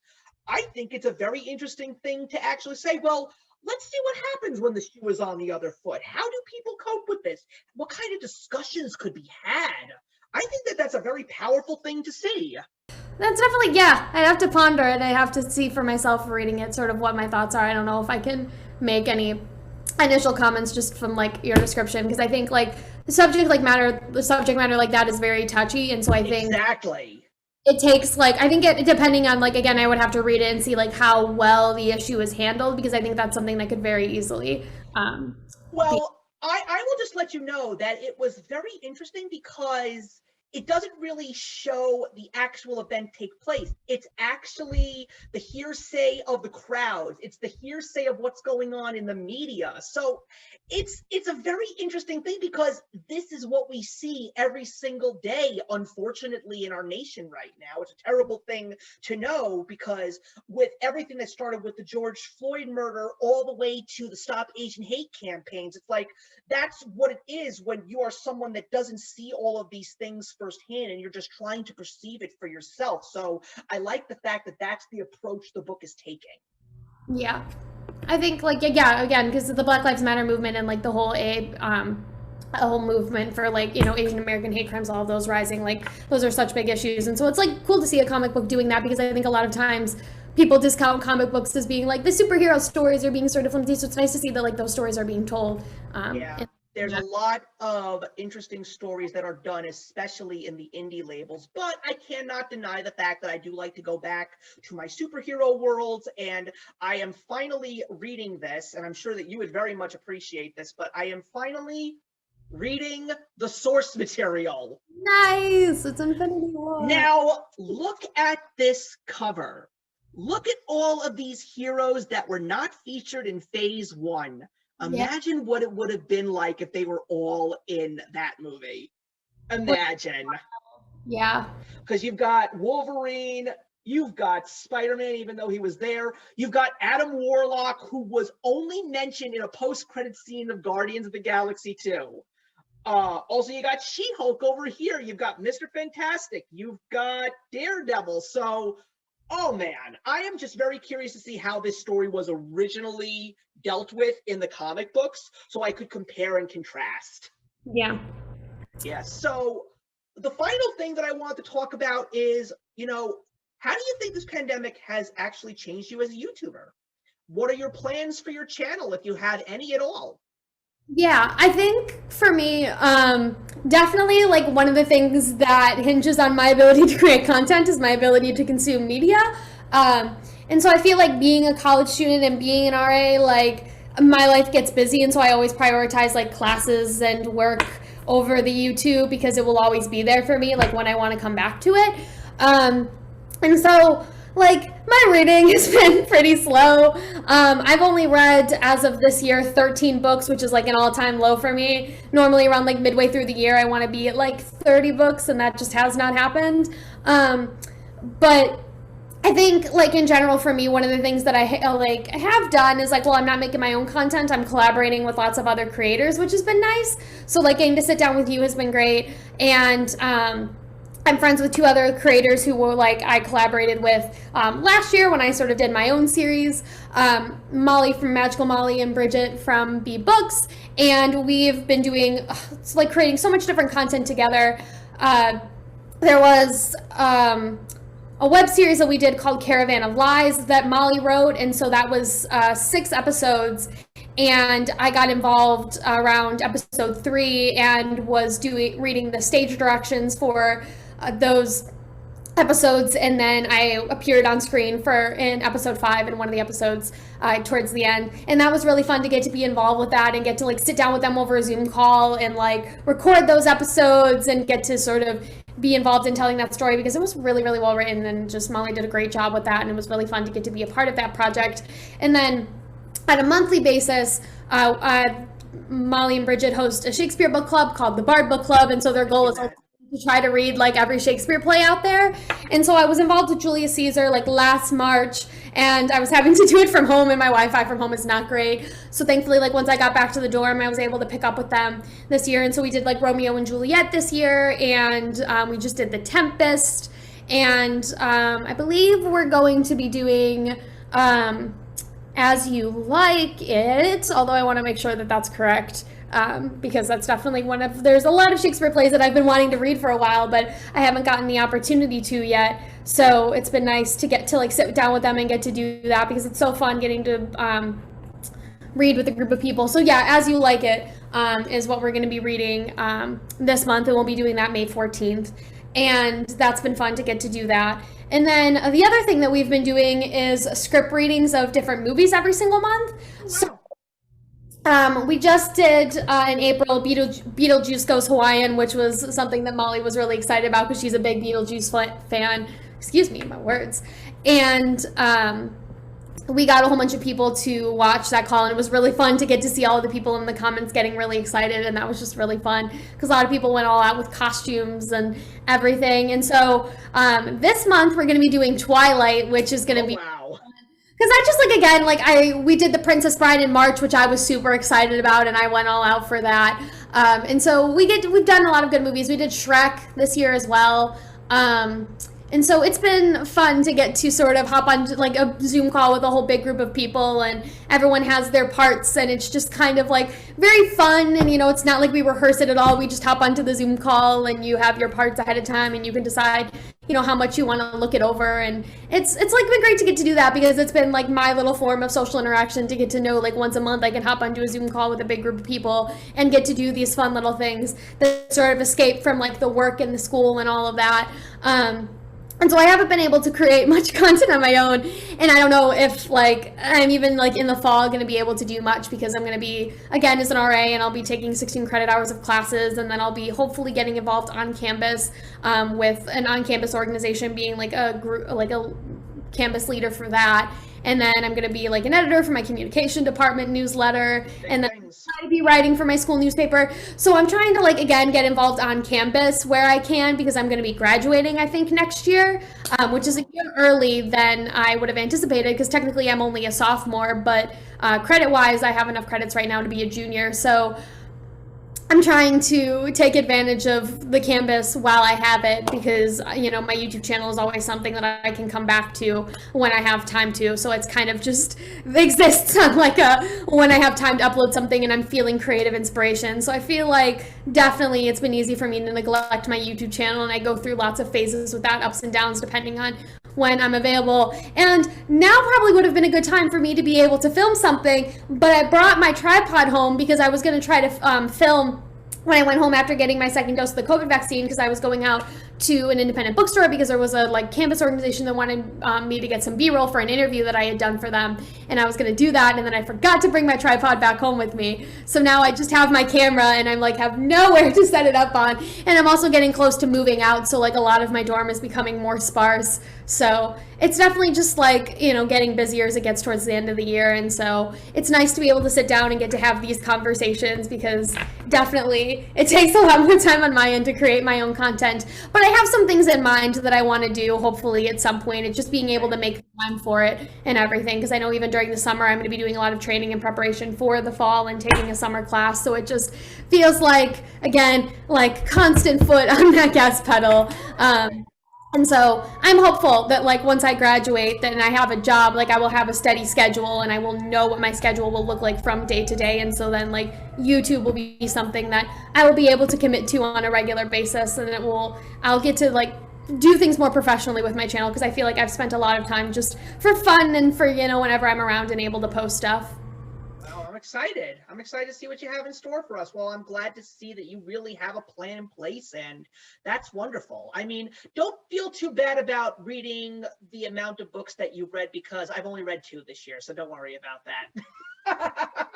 Not like the books, like what if you're enjoying what you're reading too. I feel like I went on a year where like the most books I think I've ever read in a year was like 86 or 87, something like along those lines. Like I got pretty close to getting towards 100, and eventually like my goal is to read 100 books in a year, because I think that would just be like a nice goal to hit, like it's, you know, eventually. But ultimately like the Goodreads goals, because a lot of people have conversations about that, and they're like, some of this like isn't great because you feel like you're just forced to read books for the sake of hitting this goal and sharing with everyone else. And I think a lot of people in the community have jumped off that bandwagon, and now it's like a nice thing to sort of pace yourself and keep track of what you're reading, but like meeting some arbitrary goal, it's not important. It's about enjoying what you're reading. And I've been enjoying the books that I've been reading. I just finished reading The Witch's Heart, which I can grab right here. I've started like stacking some of my books away, but this is a story that deals with Norse mythology. So like one of the main characters is like a love interest for Loki. So like obviously, like, I was reading this and I was like, the Loki series is like a month away and I can't wait. So I decided to read this. And one of my friends, Molly, recommended it to me and she was like, yeah, it involves Loki. And I was like, that's all I need to know. Sign There me you up. go. You sold. Not like Marvel inspired. So there's some things that are changed to actually be based on like Norse mythology, but it was really good. And it was like, I powered through it. I think I started reading it last Sunday. And then I picked it up again yesterday and just powered through it and read through it in one sitting because I was like, I have had the whole week off of classes for a spring break because I didn't technically get a spring break. So it's just like time to work on finals and all of that. And I was like, it will be such a shame if I don't read that book. And then I've been having to read a lot of stuff for classes. So like I had to read a book for a science class. So I had to read like The Immortal Life of Henrietta Lacks and write a paper about that. And that was a movie that was made for HBO with Oprah and with Renee Elise Goldsberry. So talking about like HeLa cells and all of that, which was fascinating, and like the family and like humanizing all of that. I read The Starless Sea by Erin Morgenstern. That was a book that Molly recommended to me, and like a whole bunch of our friend group read it, and that book was really beautiful. So I've been like, you know, enjoying like what I've been reading when I can get the chance, and so that's definitely been good. And so my hope is that I can create more content. It definitely as I go into the summer, because another one of my goals, and I feel like now that we're starting to open back up, I'll feel a little bit better about it, is getting to read all of F. Scott Fitzgerald's published works by the end of the decade, because it is the Roaring Twenties. Yes, that is true. Yeah, so definitely now like The Great Gatsby is coming to public domain this year. And so there's been like all like one of the things that so upset me is I read The Great Gatsby my sophomore year of high school and it just had like the flimsy paperback copy, and it was like I want to find like a nice, gorgeous hardcover of this book, and none of them existed. And now that the book is coming to public domain, there's like gorgeous hardcovers, illustrated copies everywhere. And I'm like, I've been waiting like 4 or 5 years for this, so I'm really excited. But I have collected works that one of my professors gave me that I'm probably going to do a lot of my reading from. So I got to reread The Great Gatsby this year, but I haven't touched anything else because I've sort of just been feeling bummed out about it. But I feel like this summer I'll probably dive into more of his short stories and maybe even reading The Beautiful and the Damned and all of that. So like I have plans, and I feel like it'll be nice once I'm home and I have a little bit more free time on my hands to get to do that. Right. Yeah, so on my channel, I had told people for a couple of years that when I officially was done with the year of 2020, that my show was going to go through a massive change and that I was going to be making a lot less content, but my content would be definitely packed with some really cool things in it.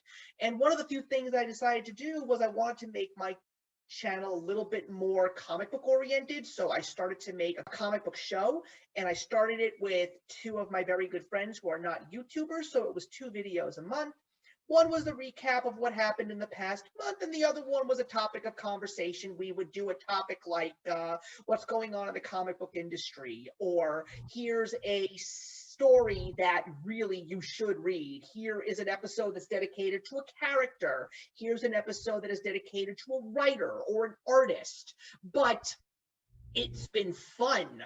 But I realized that we were getting some requests from some people that were actually watching. It's like, are you going to talk about this? Are you going to talk about that? And I was like, I don't really have that much knowledge in this area, because one of the things that they wanted was they want manga, they want anime, they want other things. And so I was like, I was talking to my 2 friends. I was like, we may need to get some more people in on this. So I got in contact with Shayla from Shay Geeks Out, and April from April Sarah, and Cami from Cami's Corner, who Cami has shown up on my channel a lot lately. She now helps me with a lot of shows because we now do a show at the end of the month, which is basically everything that I used to do on my channel, movies that I saw in theaters, TV shows, music. It's now all clumped together in a monthly wrap-up conversation. It's fun.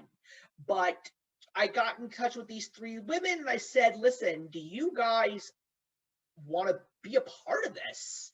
And they were like, yes, because Shay puts a lot of anime content and a lot of manga content on her channel. April is now talking about a lot of comics and graphic novels and manga and anime as well. So now they're a part of this, and they were part of a couple of episodes, and then they both came to me and said, Steve, we have a problem.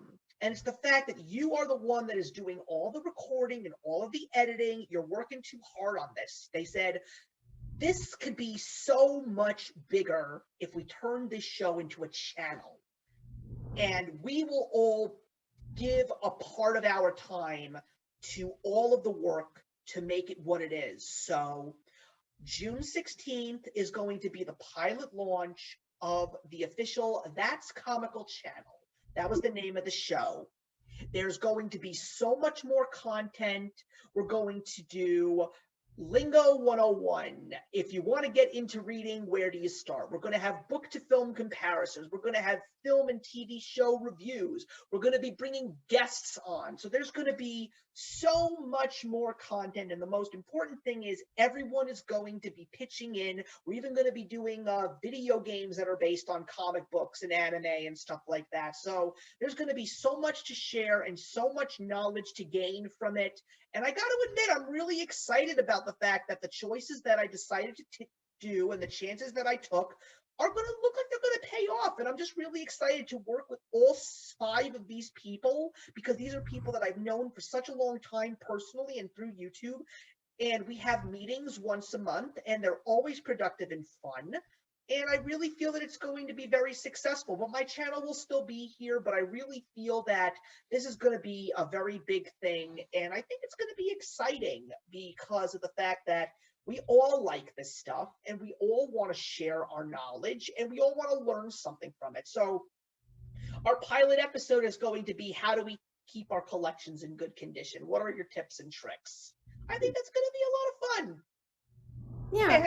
And on top of that, it's only gonna want me to get to read more comics, because one of the other things that I've been finding out is that a lot of the independent comic book titles that I am currently reading from comic companies like Image Comics and Boom Studios and Aftershock Comics, apparently all of these streaming services are buying up television rights for those books now. So like the values are starting to really go way, way up. There's a book that I'm reading called Berserker. It's co-written by Keanu Reeves. Netflix has a movie deal or a TV deal with it. So holy cow.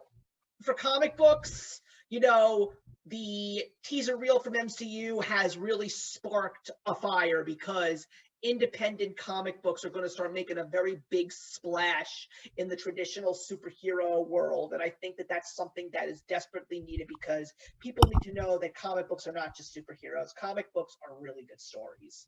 Yeah. I know, like, I'm definitely not a big comic book reader, and I think one of the reasons why is because, like, I grew up as an only child, and I don't think my dad really ever read comic books, or if he did, you know, like, I was a girl, so it was, like, Barbie dolls and all of that, because my parents were all about traditional gender roles, which I think is ridiculous. But, you know, I didn't really have a lot of way to, like, get into those things, and so I didn't even get into the Marvel movies until way later, and I think it was, like, they got to the point where they were, like, such a big cultural phenomenon that it was, like, impossible to ignore them. And so now I think like that's, you know, a perfect like thing to get to start, because I think there's a lot of people like myself that watch the movies and like want to get into reading the comic books, or want to like, get into like reading the source material, but don't know where to start because there's so many like issues of them, and it feels like this whole expansive world where it's like so difficult to like even begin to like wade into the waters. I sort of compare it to, this is not a good comparison, but similar. Like 2 of my friends are like big fans of Grey's Anatomy and Station 19, watch all those shows, and I was like, and they talk about it all the time when like the 3 of us are together, because the 2 of them watch it, and so like that's a moment where I like zone out of the conversation, and I'm like, I'm not going to participate because I can't. But I'm like, I wouldn't even know where to begin, because there's like 17 seasons, and I was like, this would just take way too long, and I'm like, I don't have the time and energy for it. And so I feel like, you know, having a series that makes that approachable for people, so that if they want to know where to begin, that they can, and it doesn't feel as overwhelming, I think is great. So I'm excited to get to watch it and get to see what you do with it. Well, look, I know for a solid fact that movies are going to be a part of it. So if you ever wanted to be a guest to talk about one of the MCU films, we will be more than happy to have you on. It's all depending on if you have the time and the place. That's all that really matters. But it's funny that you mentioned that, because my brother-in-law came up to me and said, listen, there's a new X-Men video game coming out, and I would really like to read the comics. Where do I start? I said, the best place to start is, here's a name you need to know. His name is Chris Claremont. He's one of the most amazing comic book writers in history. He's the reason why X-Men is so popular. He started writing them with an issue called Giant-Sized X-Men, which basically created a brand new X-Men team for a whole new generation. Came out in 1975. He's reading comics on a digital website. So I said, start with Giant-Sized X-Men and just read forward. You'll be fine. And he is now reading, and he is just blown away by everything he's reading. Yeah, I know, like, I don't know if this is something you're ever going to bring up, but I just kind of started thinking about it. One of the shows that I recently started watching on Netflix that I've been pretty much been meaning to watch since it first debuted on Netflix was Umbrella Academy. Because I know that's a comic book series that was from Dark Horse Comics that has been adapted into Netflix, and I think the third season is coming, or yes, the third season is coming soon, and I know they have been teasing it, and I'm really looking forward to that once it comes. So I mean, like when you get into comic books, there's like just the territory and like the possibilities are endless. So Absolutely. So, look, it seems to me that the both of us have definitely come out of this pandemic on a positive note. We've officially, at least I could say for myself, I don't know if you would agree or disagree, but I think that I've officially reached that light at the end of the tunnel, but we still have a little bit ways to go in terms of all the other things that I really want to get into. But I'm just excited to say that summer 2021 is definitely going to be a fun summer, and as soon as my wife is officially done with school for the year, we are going to really catch up, because even though we live together, because of what she's been going through as a teacher, the two of us have not been able to have some real quality time together. And yes, outside of YouTube, I have big plans in life as well, but I think that's going to wrap it up, Gabby. It was such a treat to talk to you again, go over all of this stuff again, and I am just going to say nothing but the very best of luck to you on your future endeavors. I want to see it all unfold. It's like picking up a brand new issue #1 of a new comic book. I want to be there from day one and just see this journey that you're going to go on. And one day I'm wondering if I'll see you on one of the major news networks. That would be such a nice thing to see. And I'm just going to be glad to point at the TV and say, I know that person, and I've been friends with that person since she was starting her career. I know her. Like, that would just be a cool thing to say. I mean, the best is yet to come. And like one of the things that's great about my school is that there's like a lot of adjunct professors who like work in the fields that they're teaching. So like the opportunities and connections that I have is definitely something that I'm very excited to be taking advantage of. I guess another thing that I'm working on is getting a book published. I just reached out to one of my professors who taught a rom-com class and is also a published author, and actually used one of her books in one of my high school like writing classes. And so I reached out to her and sent her a query letter and was like, you know, I want to use the on-campus resources that I have, so that's something I'll also be pursuing this summer, is working on getting close that. So yeah, I have lots of different projects and things going on. I have the journalism career, I have some writing stuff, I have the YouTube channel and all of that to return to, and like lovely friends of the community to collaborate with, that as much as maybe I'm not active on my own channel, I'm still around and pop it onto other people's channels. So yeah, there's definitely like a lot of good things ahead, and I'm just happy that I have all of these different things to keep me busy, because I think it makes the sort of time period of isolation, everything we've been through, a little bit easier to deal with, knowing that you have like people and collaborations and things like this to fall back on. So it's been lovely to talk with you. Thank you so much for having me. Of course. It's always a pleasure to have good people on this show, and it's been really nice to revisit the sit downs episodes and just make one more, just because of the fact that there was a conclusion to this story that we really needed to take care of, and I'm glad that we got to cover it today. So all the best of luck to you. I am excited to see your journey unfold, Gabby, and to all of you, thank you so much for watching. We really hope that you enjoyed it. If you did, please leave a like, and don't forget to leave a comment. And if you want to see all the craziness that happens here on this channel, please don't forget to hit that subscribe button, as well as hitting the notification bell, so you are up to date with all of our latest content. And keep following me on Twitter, because little nuggets will be plopping down in regards to That's Comical. There's about to be some big news dropping next week, God willing. So we're all hoping that you're excited to take a look at That's Comical, and we're all excited to have you guys all for the June 16th premiere. But until then, everybody, we will see you in the next one. Bye. If you enjoyed the video you just watched, feel free to leave a comment. Also, feel free to subscribe if you want to be up to date with our latest videos. Thank you so much for joining us today, and we'll see you in the next one. Actions speak louder than words.